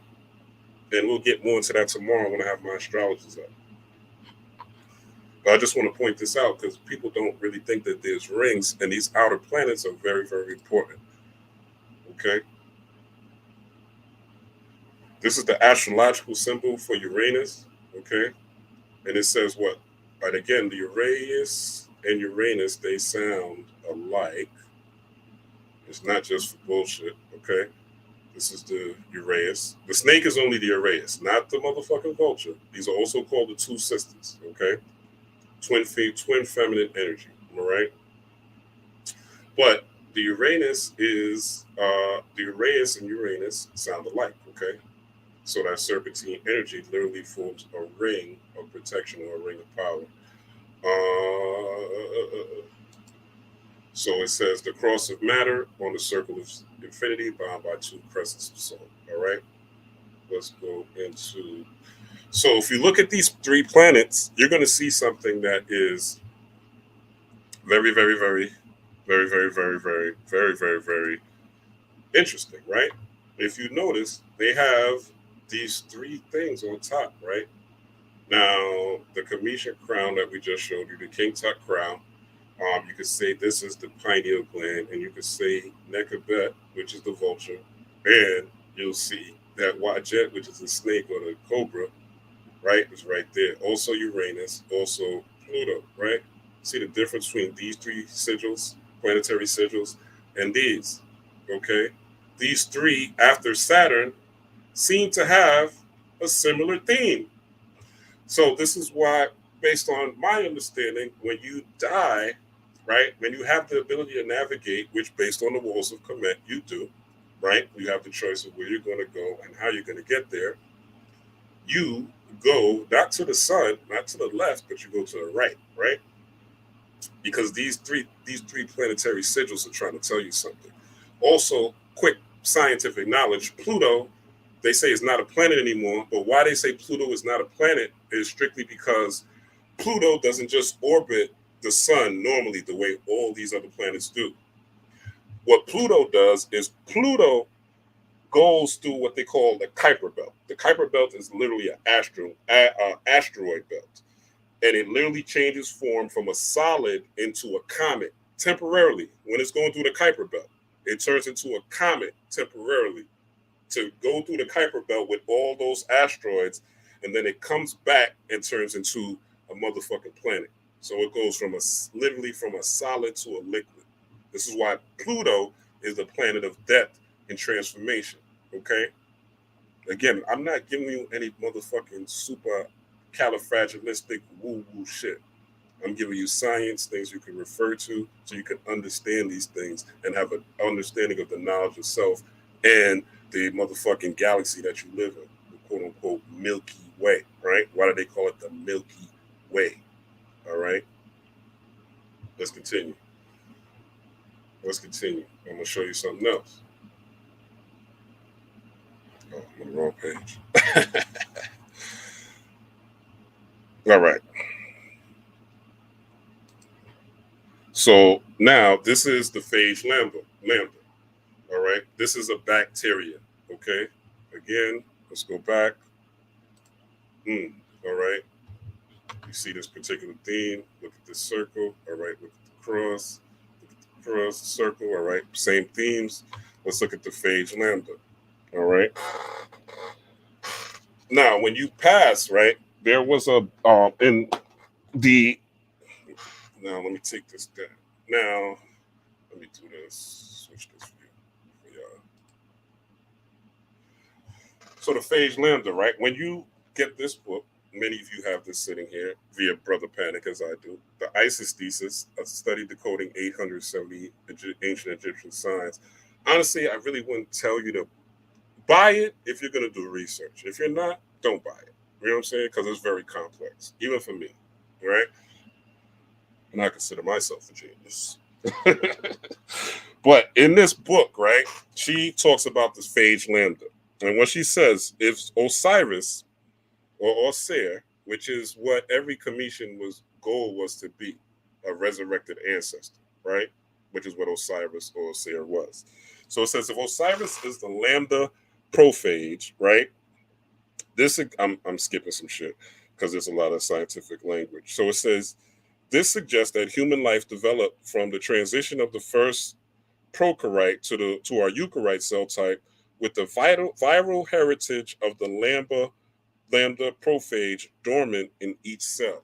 So in regular human English, she's basically saying that this is something that is dormant in each cell, and when you die, right, basically this phage lambda or this bacteria leaves, right? And she goes on to say, then at human death, an option exists for excision of the original prophage.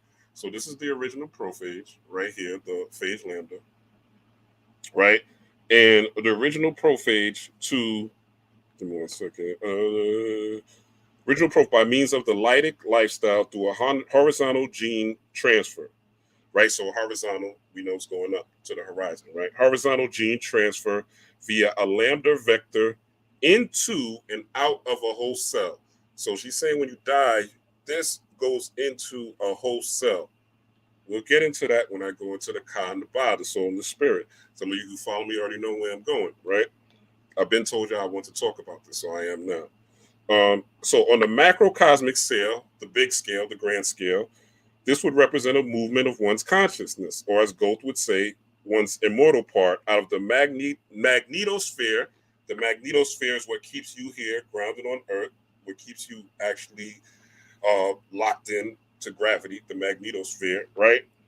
So, as Goethe would say, one's immortal part. So she's saying this phage lambda is one's immortal part that takes you out of the magnetosphere to the stars. Now, I already told you. Now, again, we're going to look at these two things again. This is the phage lambda that she's saying goes from a cell into another cell, right?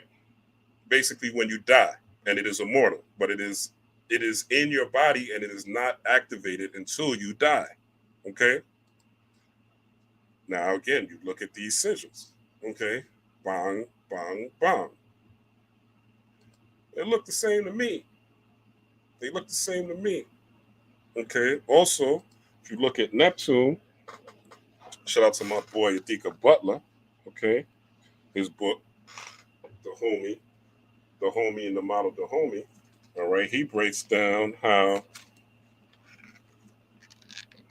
Let's see if I can see that. All right. So this is, and I'm just showing you, right? This is what they call the apia in science. This right here. Well, I'll just use the colors. So the orange, what I have written in orange, that is what in science they call the apia. Don't it look like Neptune, Uranus, and Pluto? Okay. When you see the crown, right? This is in Hebrew, the word shin, which means crown. Don't you see Uranus, Neptune, and Pluto here? Drop a 7 in the chat if y'all see what I see. Drop a 7 in the chat if you see what I see. I'm going to hold it up here for a couple more seconds.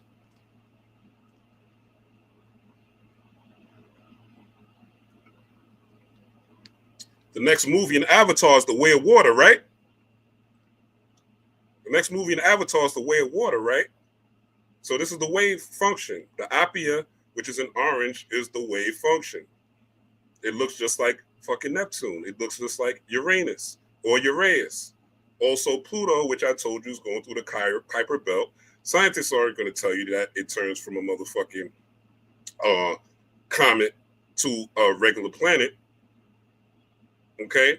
Now, so there's similarities. So when you pass, go to the right, my brothers. Don't go to the left. Okay?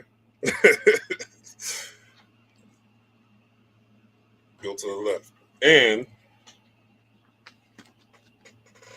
there's visual proof that the Commissions had, which I've been busting y'all down if y'all been watching my lives. But let's go to it. Pause on the bus again down. Where is it?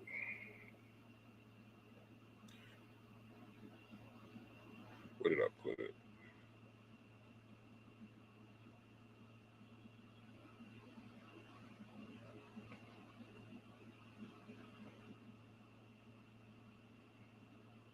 Damn, do I have it here? We'll get to it. It'll show up. But y'all see what I see. All right. So, and again, everything I'm saying, research for yourself. Okay. Now you've seen when we went through when we were talking about Nekabet or the vulture. Look at this picture. She has what you would call a Shen ring. Okay. You also see this in ancient Babylonian culture. You see them holding this particular ring. When we talk about Kemet, this is not dismissal of Sumerian culture or Babylonian culture. Sumer, city of Sumer was the first city, had the first city called Ur. It preceded motherfucking Kemet. This is a fact, right? Sumerian culture preceded Kemet, right? Enki and Leo were deities that preceded Kemet. But when Kemet came around, what they did was they took the best of all. They took the magic that originated in the Congo, the hoodoo magic and the nature magic, also with the spiritual concepts that originated in Ur with the Babylonians / Sumerians, right?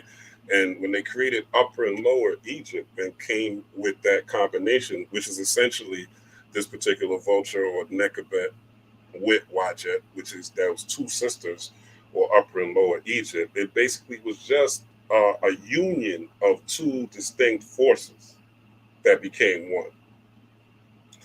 So this is not to say, I'm not saying one is better than the other. I'm just saying that they came up with a society which fused magic, philosophy, science, mathematics.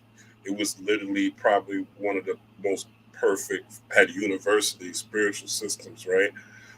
Writings on the walls that are still here to this day, things that are still here to this day, right? Again, this is not me knocking America and all the pyramids here in America. I told y'all niggas a teepee is a motherfucking pyramid.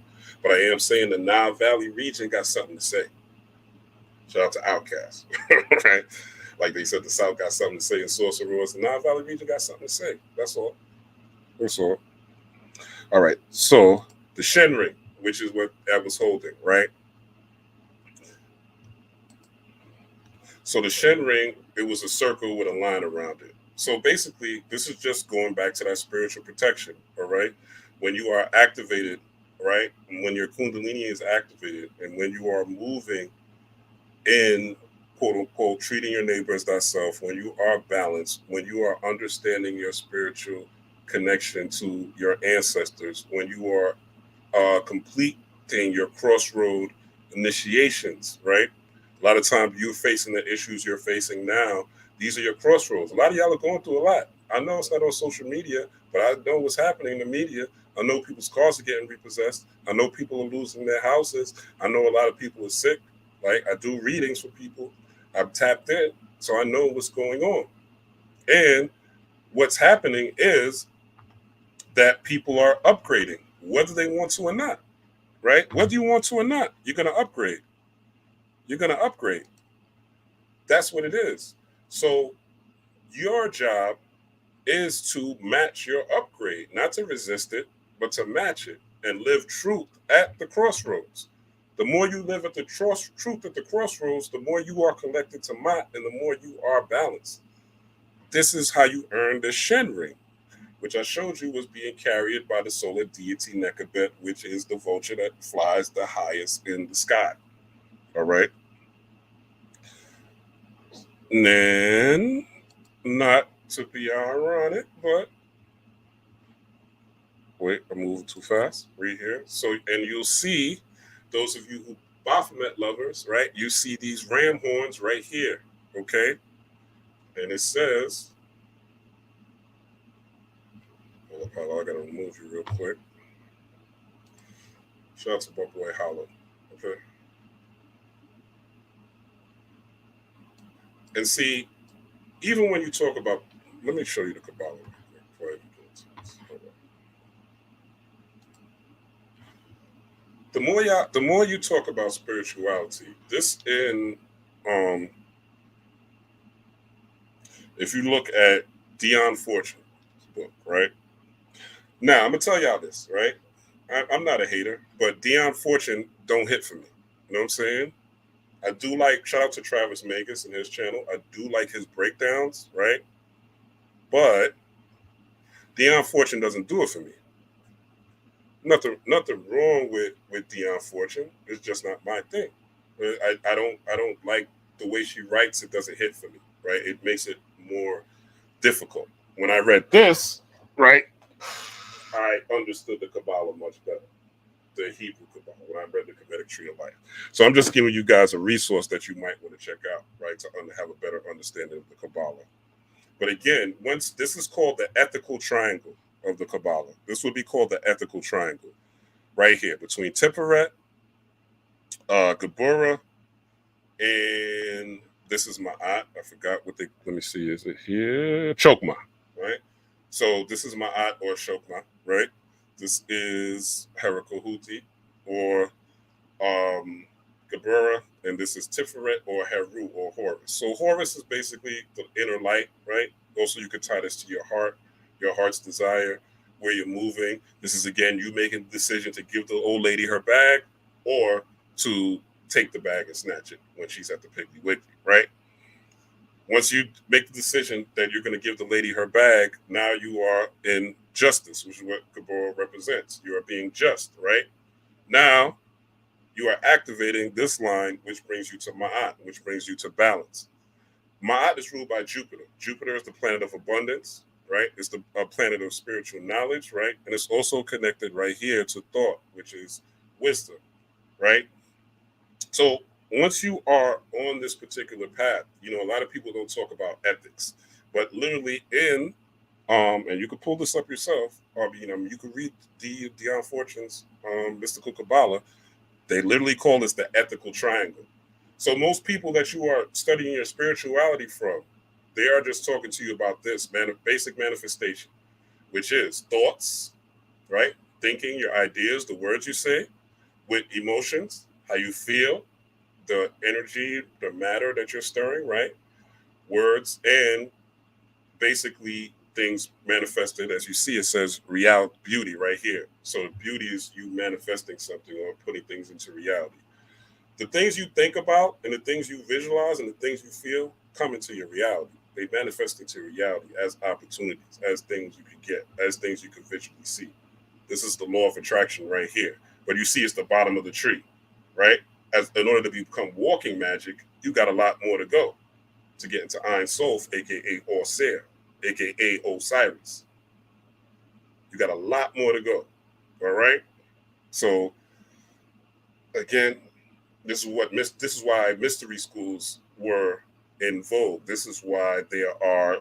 This is why the Freemasons don't tell everybody everything, because most people ain't even as far as here. They haven't even got past the crossroads. Most people are just talking Jesus and talking Christianity and talking Islam. They right here. 85% of people are right here. There's another 15 that are 10 that are up here. But there's only 5%, piece of the gods and arts, that are going for this, that are really living this, right? And now, none of us are perfect, right? We all make mistakes. We all fall short of the glory of God. Hallelujah. But you're always getting back on the bike, right? You're always getting back on your boat, right? You're always trying to get back so that you can continue climbing the tree. And that's the goal, right? It's not to be perfect, right? The flesh, as the Christians would say, is fallible, right? This is dead. This is filled with, this is an animal suit that your soul is in. You're not a human being having a spiritual experience. I'm going to say it again. You're not a human being having a spiritual experience. One more time for the people in the back. You're not a human being having a spiritual experience. You are a soul having a spiritual experience in a human body. You're a soul having a spiritual experience in a human body. One more time, like Dr. Umar. You're a soul having a spiritual experience in a human vessel. When you limit yourself to say, I'm a human having a spiritual experience, then you're identifying with being a human, which is the lowest level of who you and what you are. The lowest level. All right? Your soul is even stronger than your spirit because your spirit is just a vehicle. It's just that rainbow colored, what Thor would say is the Bifrost that takes you from one path to another. All right. I know, y'all know that when I do these lives, I go off, but it's just spirit, it's just spirit. I'm just a vessel, right? All right. Where was we? So the Shen ring, right?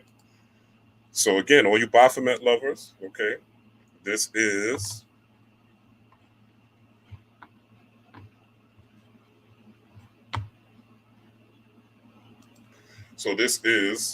you, a ram-headed bird, right? Representing the Ba, okay? We'll get in what the Ba is, but I broke this down if you follow me. Representing the Ba of Ra, with Shen rings in his grab. So Baphomet is not the first deity with ram's horns, my nigga. I'm sorry. I know your teacher told you that, right? But this comes from Kemet, okay? There's a deity called Bani Bijet that sounds just like Baphomet, looks just like Baphomet. I broke this down in many other videos. Hollow could tell you, right, Hollow?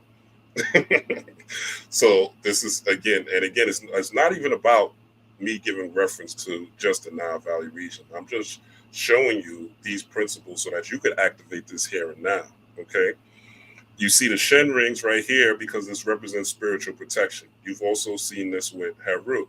But I thought it was interesting to show y'all this because this is actually a deity with a ram's head.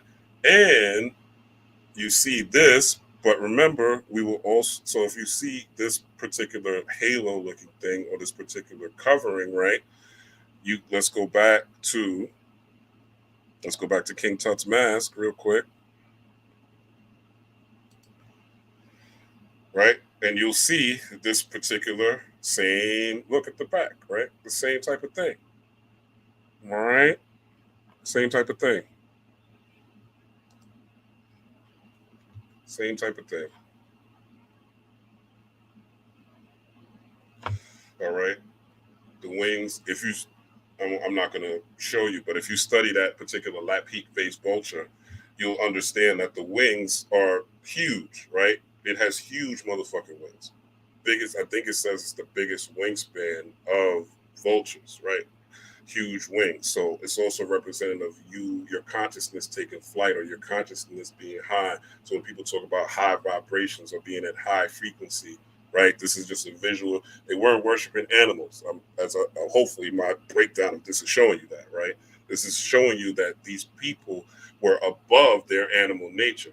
When you're talking about, this is what I want to talk about. So let's go into, so this is a show on HBO, His Dark Materials, right? His Dark Materials.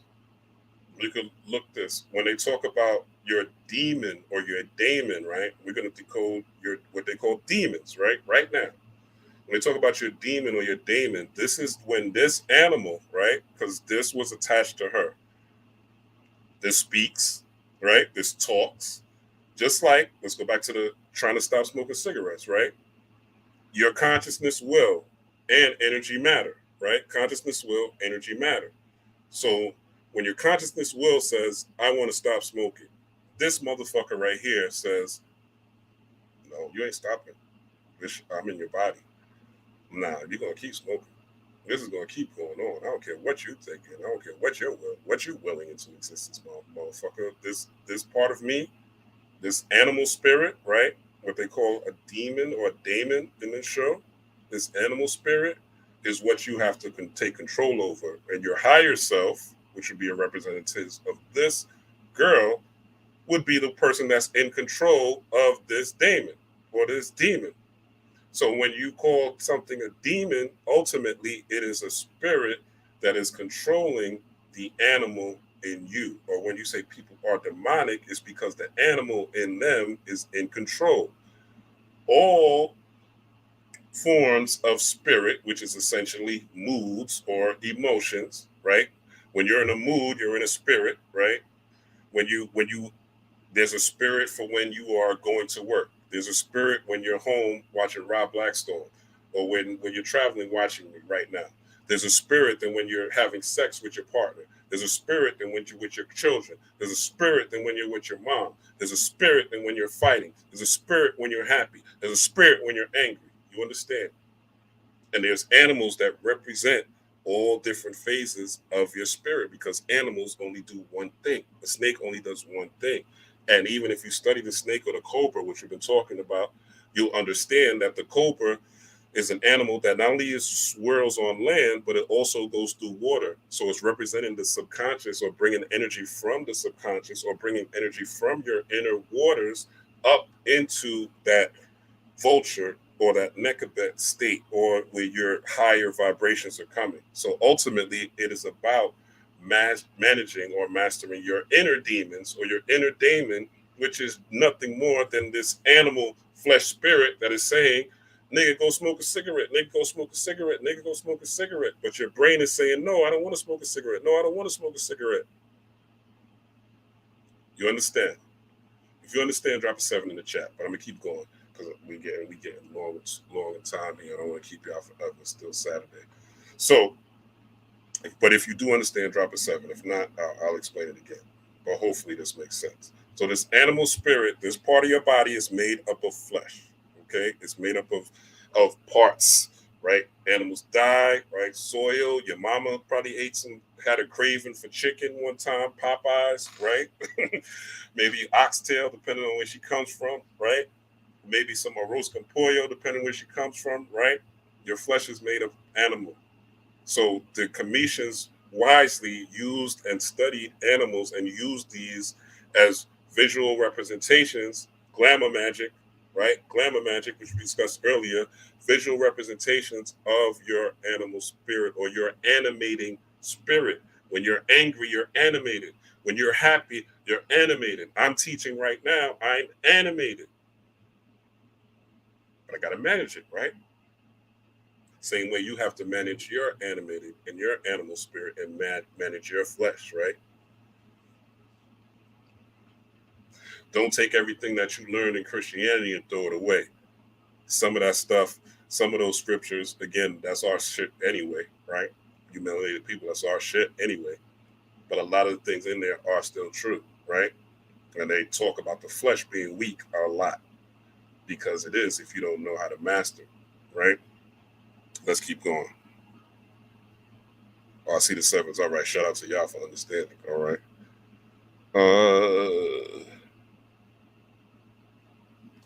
So the Shin Ring, okay, with the ram, with the Shin Rings, representing your spiritual protection. So you don't need to be anxious about, guys, I told y'all, I think the stock market's going to crash in Scorpio season, right?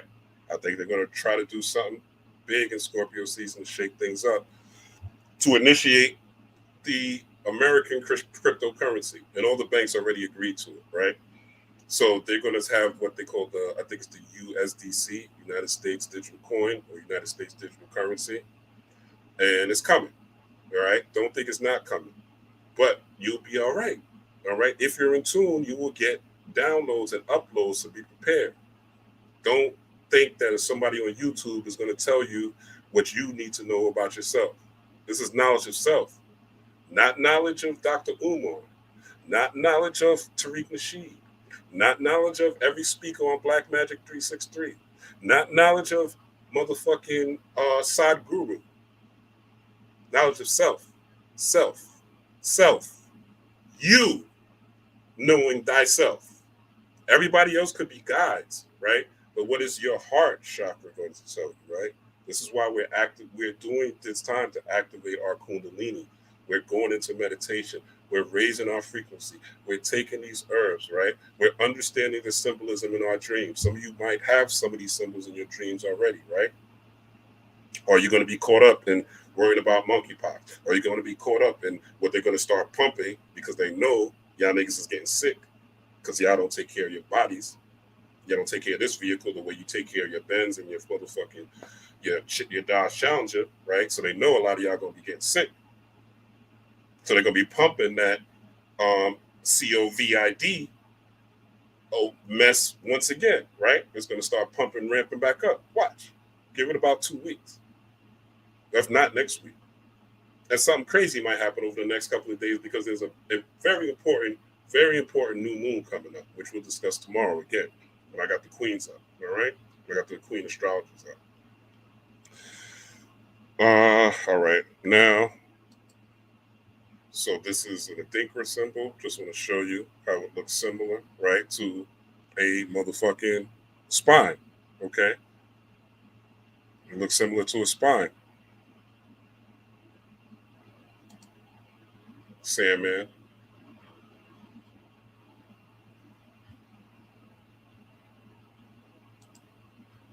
This is the Gi Nyame, right?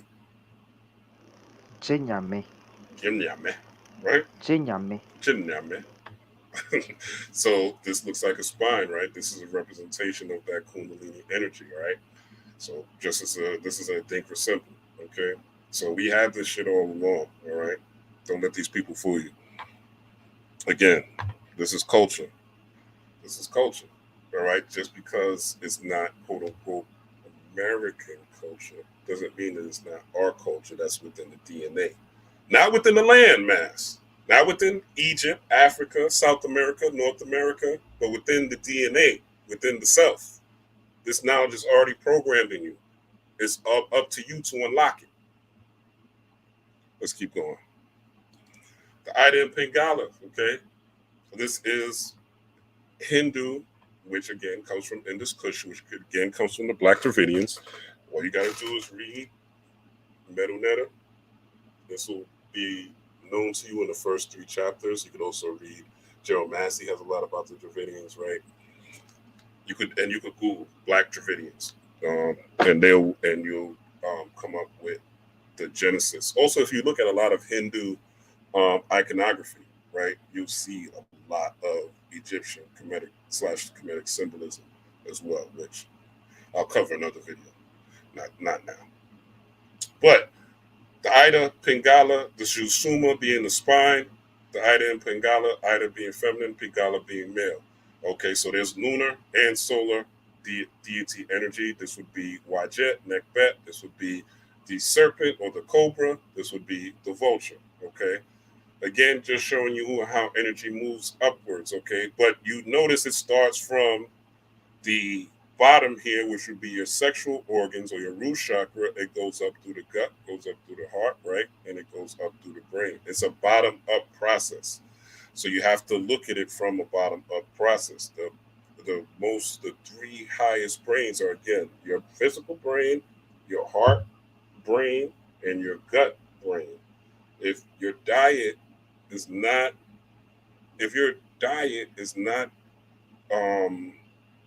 powerful enough to generate enough current, then everything I'm telling you is just a waste of time, right? You're going to get to a certain level, right? You'll get right here. You'll be right here in these 3, right? You could be here. You know what I'm saying? Some people, they're comfortable, you know, but you'll be back for another round doing it again as a human, right? And if you do past life regression, right? In the past, you could have been anything. You could have been white, Spanish, a duck, a motherfucking goose, a rodent, a raccoon, right?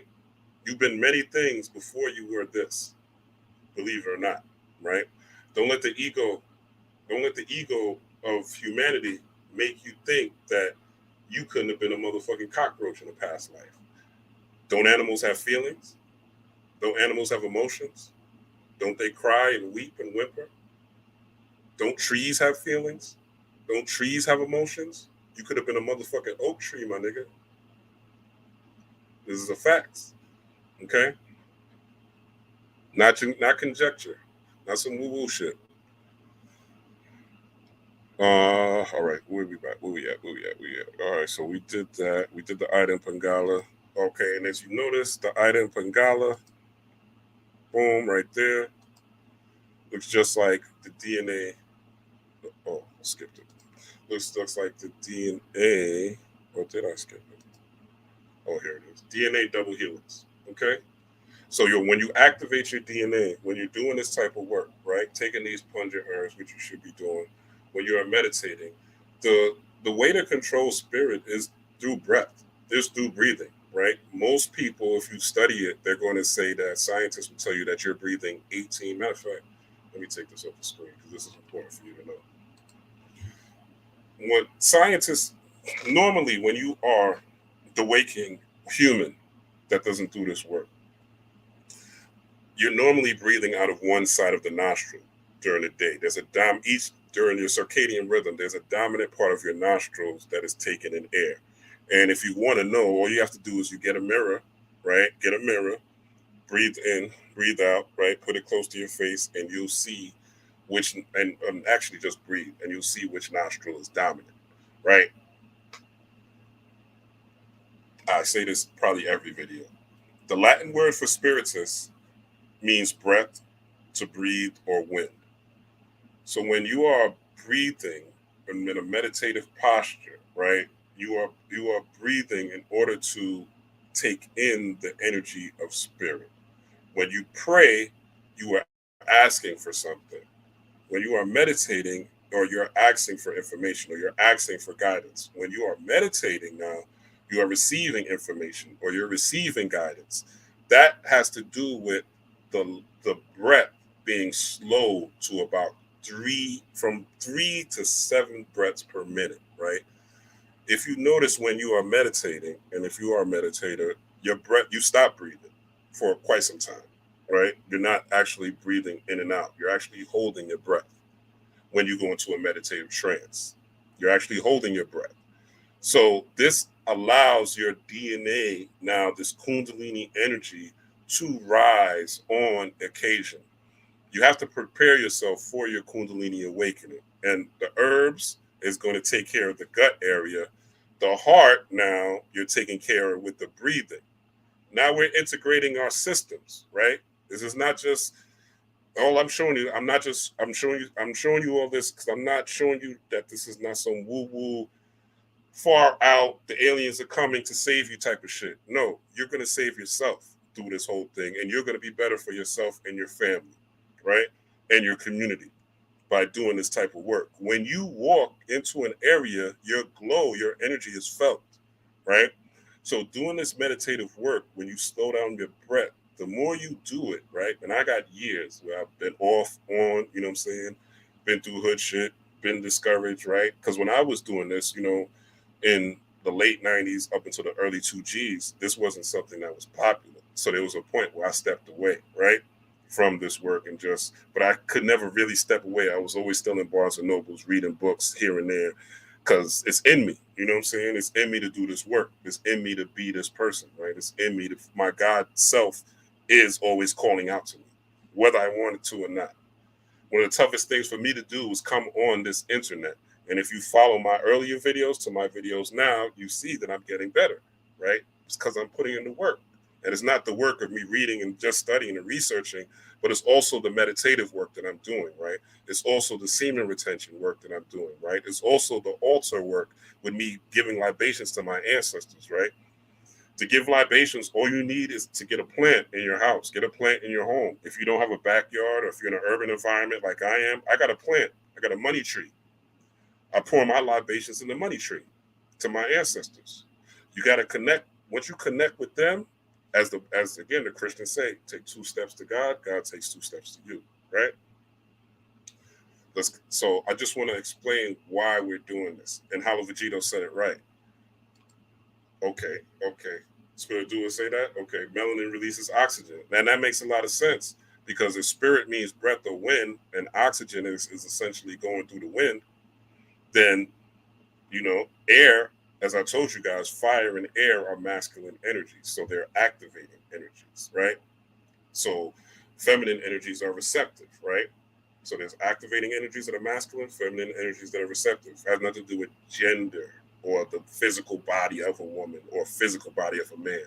These are energies that are segregative for understanding polarity, right? Which is one of the 7 laws of the Kabbalah. Yep, the Cobra, Jump on Jedi, the Cobra does have a hood. That is correct. Yep, it has a hood as well. That's a great observation that I didn't even peep, right? So that hood is also a representation of that covering, right? What the Christian would call the covering of God, or the covering of Jesus. So yeah, hallelujah. Right? But this time we're talking about the covering of your ancestors, which are way more powerful than Jesus, because your ancestors actually lived. And they actually are in quote unquote your junk, shout out to Junkyard Jedi, your junk DNA, which is actually in your body, right? So there's spirits in the wind as well as there's spirits within. Okay. That you breathe, you're breathing in spirit, right? So the degree of spirit really depends on breath, right? Also, there's a book called I believe it's called Breathe, or Breath. Damn, let me see if I googled it, so I might be able to pull it up. I want y'all to see my porn. Just kidding. Um, but it's a book. Yeah, there it is. Breath book, James Nestor. This is a good one, right? And he has no spiritual. And I like this book because he has no. Actually, Deacon Butler recommended this, so that's what got me into reading it. But I like it, and he has videos as well, so you can watch his videos on YouTube. He states that he is not, and he has nothing to do with spirituality. He's just a researcher, right? So he breaks down the science of breath, the different breathing you need to do, right? So this is something you guys should definitely check out, right? He has short videos, as you see, long videos, as you can see. All right. I'll be there. I'll be there too, Hollow. I'll be there too sometime. But I haven't been in a minute. But yeah, you know. Also, speaking of, let's talk about this, right? Let's talk about what Hollow's talking about real quick. Oh shit, I forgot I wasn't sharing this. My bad, John. My bad. So this is y'all didn't even tell me nothing in the comments. So this is the book Breath. As you see, he has small videos, short videos, long videos, right? James Nestor, you can get the book. Looks like it's a cheap version on Walmart, right? If you get it used, I think you can get it for maybe $5, $7, right? But again, he has videos you could watch on YouTube studying the science of breath. And this is again ways you awaken your Kundalini. The more you do this meditation, the more when you're out of meditation, you start breathing this way. You start taking in less breath.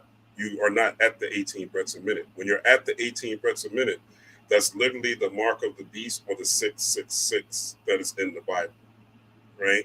That's one interpretation of the 666, which they say is the mark of the beast or number of man.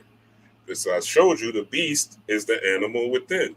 And it's ironic, too, that I'm talking about this and I'm talking about breath, and there's literally a motherfucking animal here, a baboon monkey that we just talked about. No such thing as coincidence, only confirmation. All right?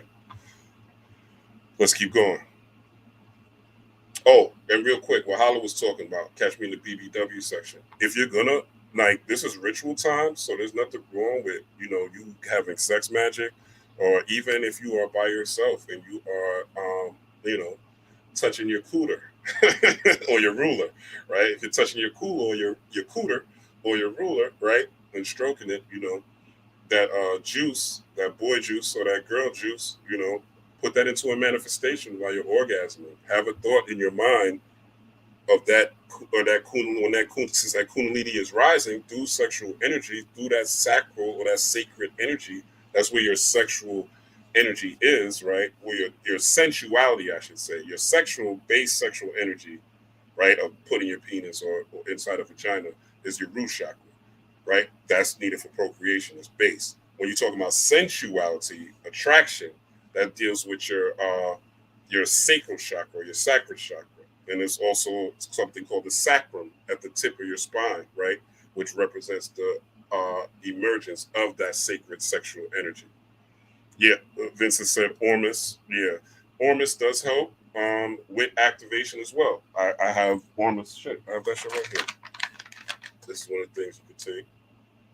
Atomic Ormus. Okay. Atomic Ormus. Conjure Queen actually put me into that, but I do use it. Another things I've been messing with is, this is for men. You want to get some maca root, okay? Again, sexual, sensual energy. Sorry, ladies. Y'all got Queen of Four. I I gotta give something to my fellas. But that's just for the male. But this you could use. This is for memory. Go to cola, right? And ginseng, ginkgo biloba. Okay. So yeah, and these I take these three every single pretty well. Not I want to say every day, but at least 4 to 5 times out of the week, right? I'm taking these 3 herbs with my food, right? Because it's about stirring the Kundalini. It's about stirring up that energy, right? It's about raising the vibration. Right now, I'm drinking chlorophyll, okay? Liquid chlorophyll with my water, okay? It'll make your poop green, but it'll give you energy. Don't drink chlorophyll if you want to go to bed, though. It shouldn't keep you up. I learned the hard way. All right, let's do this. All right, I'm almost done, y'all. I promise you. I appreciate y'all who've been rocking with me though. All right, so we did that. I explained how the breath works. Let's go into the food a little bit. So the Ida and Pingala we discussed, right? Nekabet and Wajet, the different energies, small and large intestine. All right, let's go into this because this is also a dual function in your body. We're in the 2022 year, right? So there's a lot of twos. So let's go into these duals, right, which we've been doing. So the small intestine is a tubular structure within the abdominal cavity, right? And Kemet, the ab, was considered the heart, right? So when you're talking about the abdomen is really the abdomen, or the domain, the gut is the abdomen, right? Which is where your 6-pack, quote unquote, right, or your gut would be. The abdomen is where your energy is actually, where you're harnessing your energy to actually rise up, right? You're harnessing the energy to rise up. Again, your mood is determined by your food. Your mood is determined by your food because of the gut bacteria called serotonin. I don't have that here, but you can research that serotonin, gut bacteria, how it works, and it's strictly tied into your diet. This is why you want to be as plant-based as possible, right? I like myself an oxtail. I'm not one of those, just eat soy and plants and that's it. No, I like an oxtail every once in a while, right? I don't eat red meat often, but oxtail is probably the only red meat I eat, right? I'll eat an oxtail in a minute. I love oxtail, right? But I don't eat oxtail religiously. You know what I'm saying? That's a treat. Maybe every 2 or so weeks, I might pop me a plate of oxtail, right? Most of the time it's fish, right? And most of the time I try to eat lean chicken. And I eat a lot of salads because when you eat salads or you eat greens, you're literally eating sun solar energy. I'm literally feeding the vulture within me. I'm literally feeding Nekabet. All those greens, spinach, which I showed you, spinach, turnip greens. I showed you that when I showed you the herbs and the foods you need to stir your Kundalini from now to November 5th, right? And stir it as much as possible. All right, so hopefully that helped. So the abdomen, right? The domain of the heart, where you activate your heart chakras through your abdomen, through the diet. The tubular structure within the abdominal cavity that carries the food in continuation with the stomach up to the colon, where the large intestine carries it out of the rectum and out of the body via the anus. All right, so when you're eating, okay, you have this large and small intestine within you. The small intestine is what processes most of your food, and the large intestine is what flushes most of your food. So you have a watery part of your intestine, the serpentine, that cobra, again, a snake goes from water to land very easily, right? So you have that serpentine part, which is that water that releases out into the world via the anus. And then you have a solar part of your, which is the small intestine, which actually processes the most of the food. So I'm showing you this to show you, and not to beat you in the head with science, but just to show you that even the principle as above, so below is regulated in the body, okay?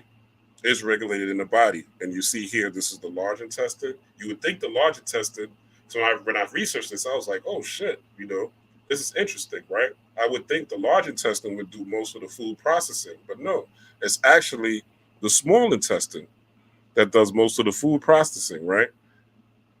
And the large intestine is just like, yo, I'm just going to get rid of whatever excess is there that the large intestine doesn't worry about and flush out the poop, right?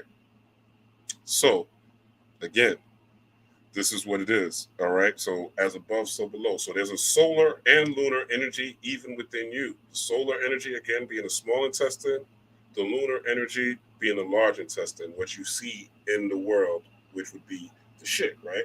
You being the shit. All right. I'm almost done. I promise you. I promise you. So these are some sounds, some frequencies you could tap in.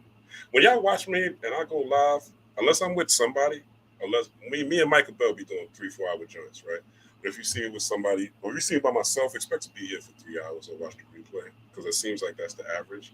But also, if I'm with somebody, like tomorrow, I'm probably gonna keep that under 2 hours because I got 2 women with me, so I don't want to keep them long. But it depends how the conversation goes, right? But let's do this. So you want to know what to do. How do I tap in, Rob? What are you talking about? All right. These are the chakras. Okay, the chakra systems. Again, the main 3 chakras that you want to stimulate are the ajna, the third eye chakra, the heart chakra, right, and the sacral chakra. Okay, most people obviously are stuck here in the root chakra, survival, right? This is your sexual, sensual energy. This is your what you visualize and the energy you bring to your visualization. Solar, right? There's also something called the celiac plexus in your body that sends energy all throughout it, right? That's also called the solar plexus or the celiac plexus, right? So this is where you get your energy based on what you focus on. This is your connector, the heart chakra. Okay, the color green, most dominant color in nature, right? That connects you to everything. Hello Vegeta was saying something about oxygen, all right? So that makes a lot of sense now that I know that. I might have to go back and watch a video because that was a dope revelation that I didn't even know. All right, so because oxygen is directly tied to spirit, so that would be your internal fire, right? What connects you to all things, and where your clairs would be, your clairvoyance, clairsentience, clairaudience would be the source of. You got the throat chakra, right? Speaking things into existence. In the beginning was the word was with God, and the word was a God, right? The power of spells. I told you grammar is a form of magic, right? And glamour is a form of magic. What you see, right? Third eye chakra, your perception, how you see things, your inner eye, what do you say about yourself, what are you visualizing, right? All leading to the crown, which is outside of yourself, which is what they would tie to indigo or the indigo of children, right? Quick chakra breakdown. Shout out to me for doing that. Now we have the frequencies, okay? If you're a person that is always worried, always anxious, always has anxiety, worry, things like that, you got to heal these chakras. You wake up in the morning. I don't know you. Only you know you. You know what chakras in you are strong. You know what chakras are weak. Okay. Look, I'm not using slides because I want y'all to see these websites. You could go to them yourself, right? I don't want you to beat me. I want you to be better than me. I don't want you to follow me. I want you to follow your heart. All right. I'm just a guide, right? I am not your leader. So you know you. You know you. The root chakra, there's a frequency for that. Lam, right, is one of the sounds.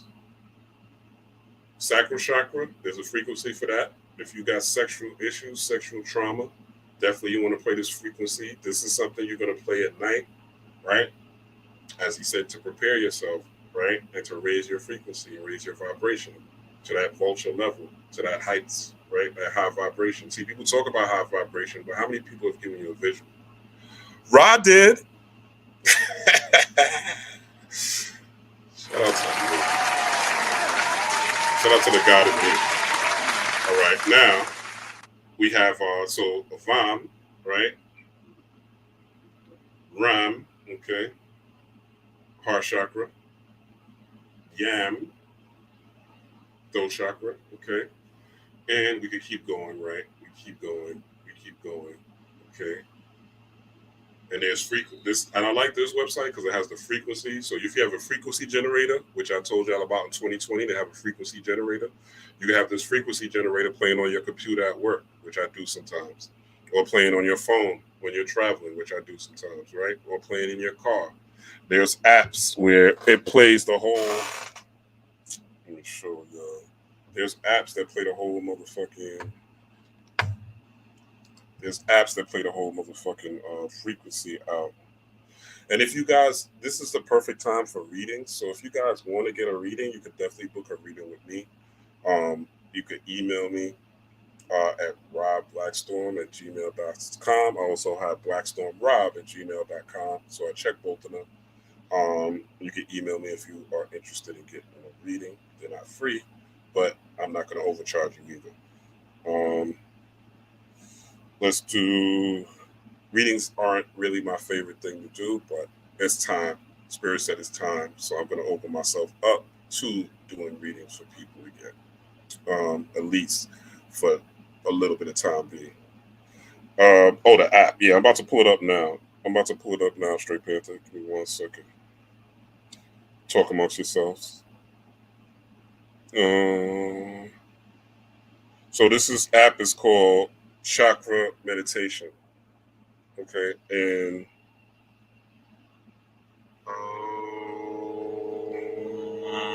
I would play this on my way to work in my headphones.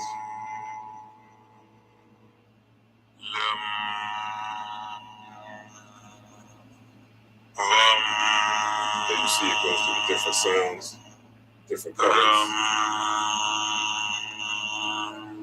Now I'm an Android user, but I think this is on iPhone as well. And you just have it playing. Don't overthink it. Just have it playing. And you're literally healing your chakras just by listening. Your chakras are healing. Your Kundalini is being raised.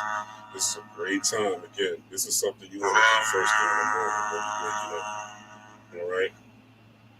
This is something you want to listen to. Also, if you can, listen to it at night, depending on your job. All right? And just listen to it like 10, 15 minutes while you're doing whatever you're doing. Listen to it while you're doing your work. All right? So the app is called Chakra Meditation. It's simple. This is what it looks like.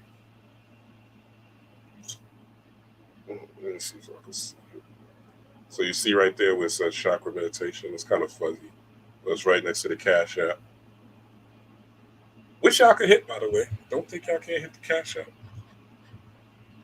Don't think y'all can't hit that Cash App.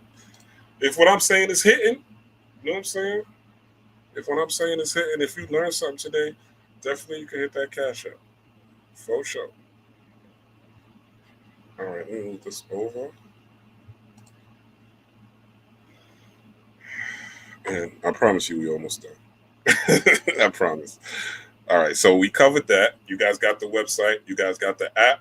There's no excuse. I should hear about some Kundalini awakenings occurring. If you do what you're supposed to do, right? It's all up to you. Let me see if I got anything else for you. Oh, of course, last but not least, right? Last but not least.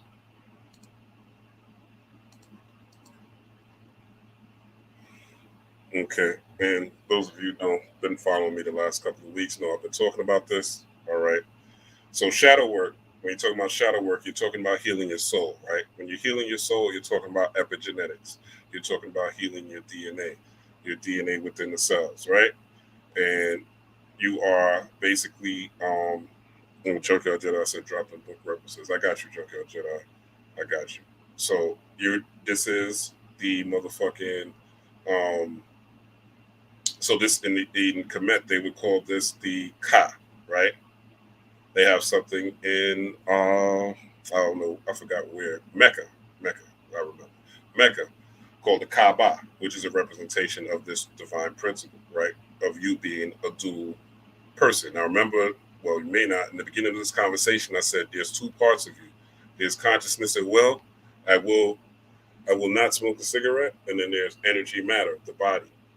Nigga, you're gonna smoke a cigarette, right? There's a battle within yourself, right? Now, so consciousness and will is considered your spirit, right? Your spirit is saying, yo, this ain't good for me. I need to quit, right? Spirit. This is also called the Ba. This part is called the Ka. Okay? This is your shadow self, all right? This is also could be tied into, oh shit, I'm bugging. This is the Ka right here. And this is the Ba. Ba also is tied into breath, right? Also tied into spirit, right? So this is your shadow self. This is your soul self. This is also, if you're speaking scientifically, black body radiation. All right. This would be the cobra. As Junkyard Jedi pulled out, this would be the cobra, right? Of Wajjet, which would be that left eye, right? That left eye right here. All right. And you see right here, there is those snakes, right? So that would also be tied to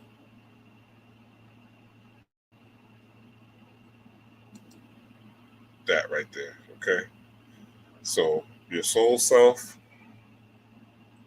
and this will tie into the vulture of Nekabet, all right? I think I deleted it.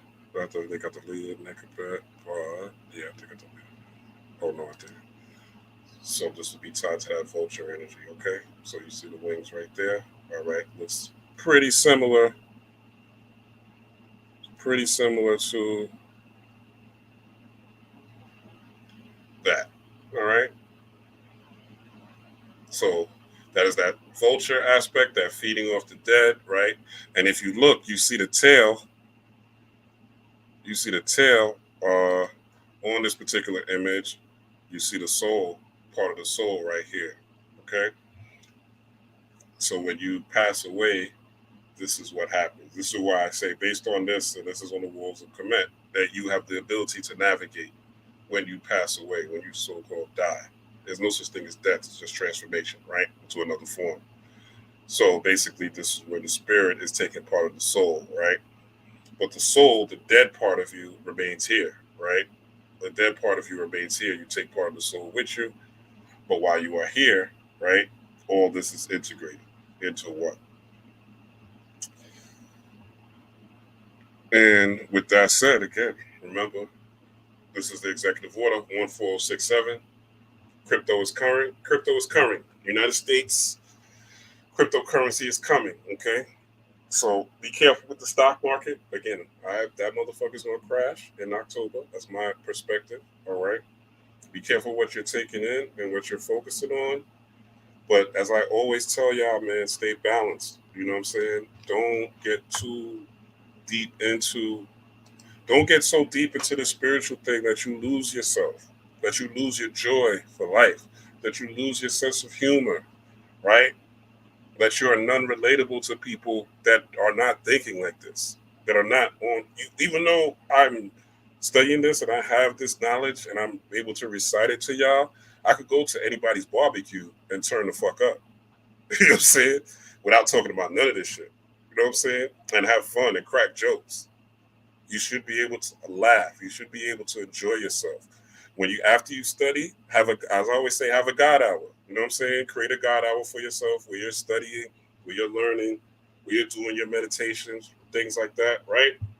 Right? In your house. Have some juju in your house. What do I mean by having juju? Let me show you what I have in this room, right? Singing bowls, right? They ain't going because I'm late. Let me get the bottom. Singing bowls, right? I bang this motherfucker 3 times every day. Easy, you could get it on Amazon. Singing bowl.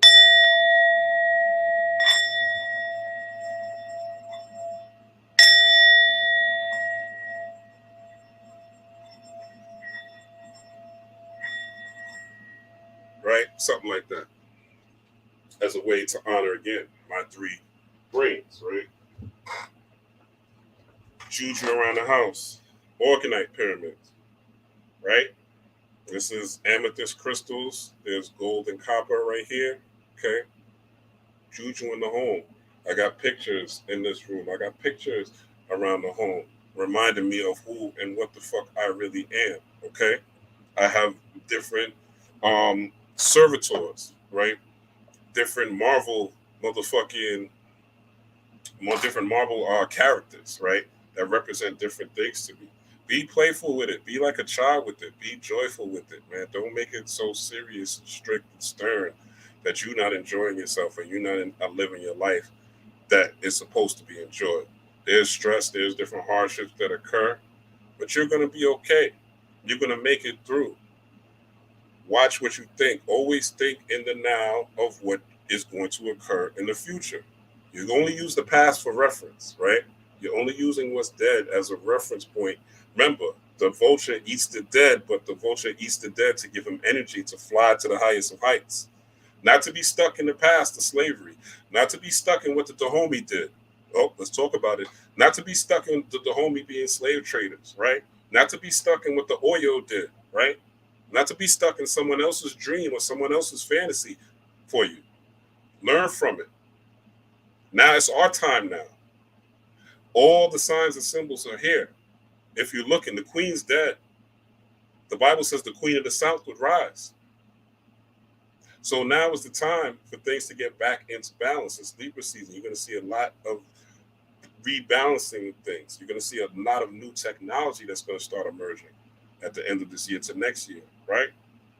There's going to be a lot of melanated people creating new technology as well, right?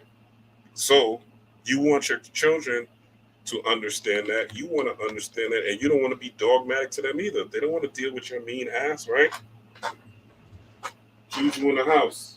You see how close these things are. Where I'm doing these lectures, you see how close these things are to me, right? Metatron's cube, okay? Visual representation. Actually, I put this on a stand. It lights up. So when I'm reading and studying, even when I'm watching some videos, right, I'll have this just glowing, right, in different colors depending on what frequency the day is or what frequency I'm trying to work with, right? Again, something you get on Amazon. Okay? I'm just showing y'all a few things that are at hand that can help you raise this Kundalini. And fuck the gender war, man. If you know, there's good people, there's bad people, you know, in all genders. Like I have many stories I could talk about women, many, including those in my family. But I know there's dope ass women out here. So why am I going to focus on that when I have the option of focusing on what's positive? Why am I going to focus on what's happening wrong when that's the easiest vibration? Most people again are stuck in the root chakra, survival. Why would you rock with them? Why would you follow them? And their fear attacks and their anxiety. You got to heal that root chakra. Play those tunes, okay? Play that chakra meditation app. And get yourself right. All right, y'all. Let me see. I don't think y'all have any questions. I don't see any questions in here. Oh, somebody asked for me to drop some books. So one of the books is Isis Thesis, Judy K. King, okay, that I'm using, all right. Of course, Metanetta. If you can find it cheap, good luck. I think you probably could find it used, you know, for less than 100. But right now it's on Amazon, it's like 100 something bucks, you know. But I'm gonna say it's worth it. To be honest, the correspondences in here alone are worth it. If I'm looking up a deity and I don't want to know where it corresponds to in Hinduism, if I want to know where it corresponds to in the Kabbalah, if I want to know where it corresponds to in pretty much Yoruba, like in Haitian voodoo, like this got it. This got it all. You know what I'm saying? For that alone, you know, it's worth it. Another book. This is by Anthony T. Browder, Egypt on the Potomac. Just to let you understand, all y'all, well, Egypt is America. Yeah, nigga. Washington, D.C. is too. There's Egypt too. You know, there's been people that have traveled into different lands and spread their knowledge, right? But Anthony T. Browder, his books are always good. Any one of his books, I highly suggest. Of course, the homie in the modern the homie. With all the talk about the homie right now with the Woman King, definitely get your hands on this. You got to go to Adika Butler's website. Here, I don't want to misquote his website. Go to his Instagram page though. This is his name right here. Very, very good book. Highly recommended. Yeah, it doesn't come up on Google because he only sells his book on his website. I don't remember the name of the website, but just type in his name on Instagram, Adika Butler, not the Abasi Ani, just Adika Butler, and inbox him, and he'll tell you where to go to get the book. Highly recommended. Highly, highly recommended. And he was also on my channel, so you can check out that interview. Another book, highly recommended. New, but highly recommended. Okay, The Magus, Kundalini, what we're talking about, and the Golden Dawn. There's a lot of rituals in here. Lesser banishing rituals in here, Golden Dawn rituals, things if you want to get your ritual on, if you want an in-depth understanding of a lot. There's a lot in here, from tarot card meanings, Kabbalah meanings, to understanding astrology, planetary meanings. Great, great reference book. Highly recommended. In fact, if anyone is new on this path of leaving just regular spirituality to esoteric spirituality, I highly recommend this book. Highly recommend this book. Okay? This is a great one. He also has a book on Kundalini I don't have yet, but based on me reading this book, I felt like I didn't really need to read the other book because there's so much in here. This book is like 557 pages. It's more of a reference book than anything, but if you're looking for knowledge on the subject, from, I mean, everything from the Kabbalah to the tarot to different spreads to ceremonial magic to astrology, planetary magic, 7 principles of creation, art of alchemy, stages of alchemy. Again, highly recommend. Another one that I recommend, Now Valley Contributions of Civilization. Again, another one, Anthony T. Browder. All right. Easy read. All Anthony T. Browder books are good. And they're very, for me, they're very easy reading. You know what I'm saying? It's not complex. It's not a lot of motherfucking collegiate, what they call $5 words, right? And it's just great information. Great information. And it helps you understand symbolism. Another book, this is a good one, Anuma Elish. Not finished it, but basically in this book, what he is showing is that about how computer systems, actually, let me read it. It says, a fresh interpretation for a technological age. This is the first analysis of the ancient text to incorporate software engineering, navigational algorithms, and biotechnology into ancient Sumerian traditions into a wholly systematic and integrative way. So basically, he's showing that there is, the technology of the spirit and how that resonates with algorithms nowadays. So when I talk about, Inky and Emil and stuff like that, when I was talking about earlier, a lot of that I came from him, but I was also able to trace this to Kemet as well, right? Or from Sumer. So this is a good one. What else I got here? And of course, my book, or me and Suchi Dula's book, Occult Magic Mastery. This is a good book for beginners, right? The Keys to Manifestations, Miracles, and a Free Mind. You can get this on Amazon right now. Click that link on Amazon, all right? This is a book me and Suchi Dula put together. I'm working on another one, just a solo book by myself, but right now this is here for y'all, all right? If you want an autograph copy, email me, Rablackstorm@gmail.com, or blackstormrob@gmail.com. Or you can hit me on Instagram, Rob_Blackstorm, or Facebook, same thing. All right? Hit me on the messenger, same thing. And yeah, that's all I got for you niggas that's close by. Oh, I got something. Let me show you something else. But I showed y'all this last week. But this is a good one too. This is something I'm currently reading right now. And this is the Kabbalistic Tarot, textbook of mystical philosophy. It's not just about the tarot. It gives you more insight into the Kabbalah. This is a good one. I'm actually reading this right now. You see the bookmark right there. So if you notice, you see bookmarks in a lot of these books, just to show you my research game. All right. And of course, I go on the internet to confirm a lot of these things. All right, y'all. We about 3 hours and 20 minutes in. Tomorrow, myself, Divine Feminine Works, Mel, Divine Feminine Works will be back. We're going to talk about the new moon that's occurring tomorrow night or tomorrow afternoon at 5:55. We're going to talk about that, the new moon in Libra. We're going to talk about some other things, these retrogrades, right? With two, from my understanding and my perspective, very underrated astrologers, right?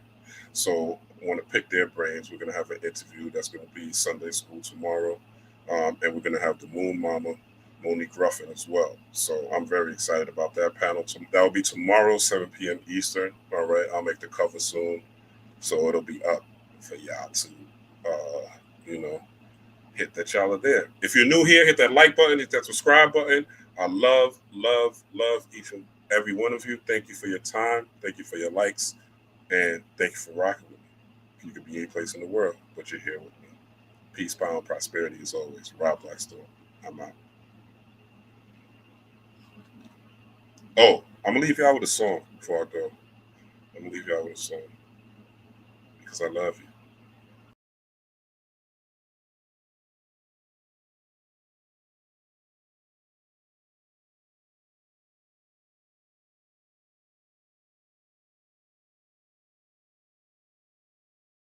The devil needs a fucking termination. Now awaken on my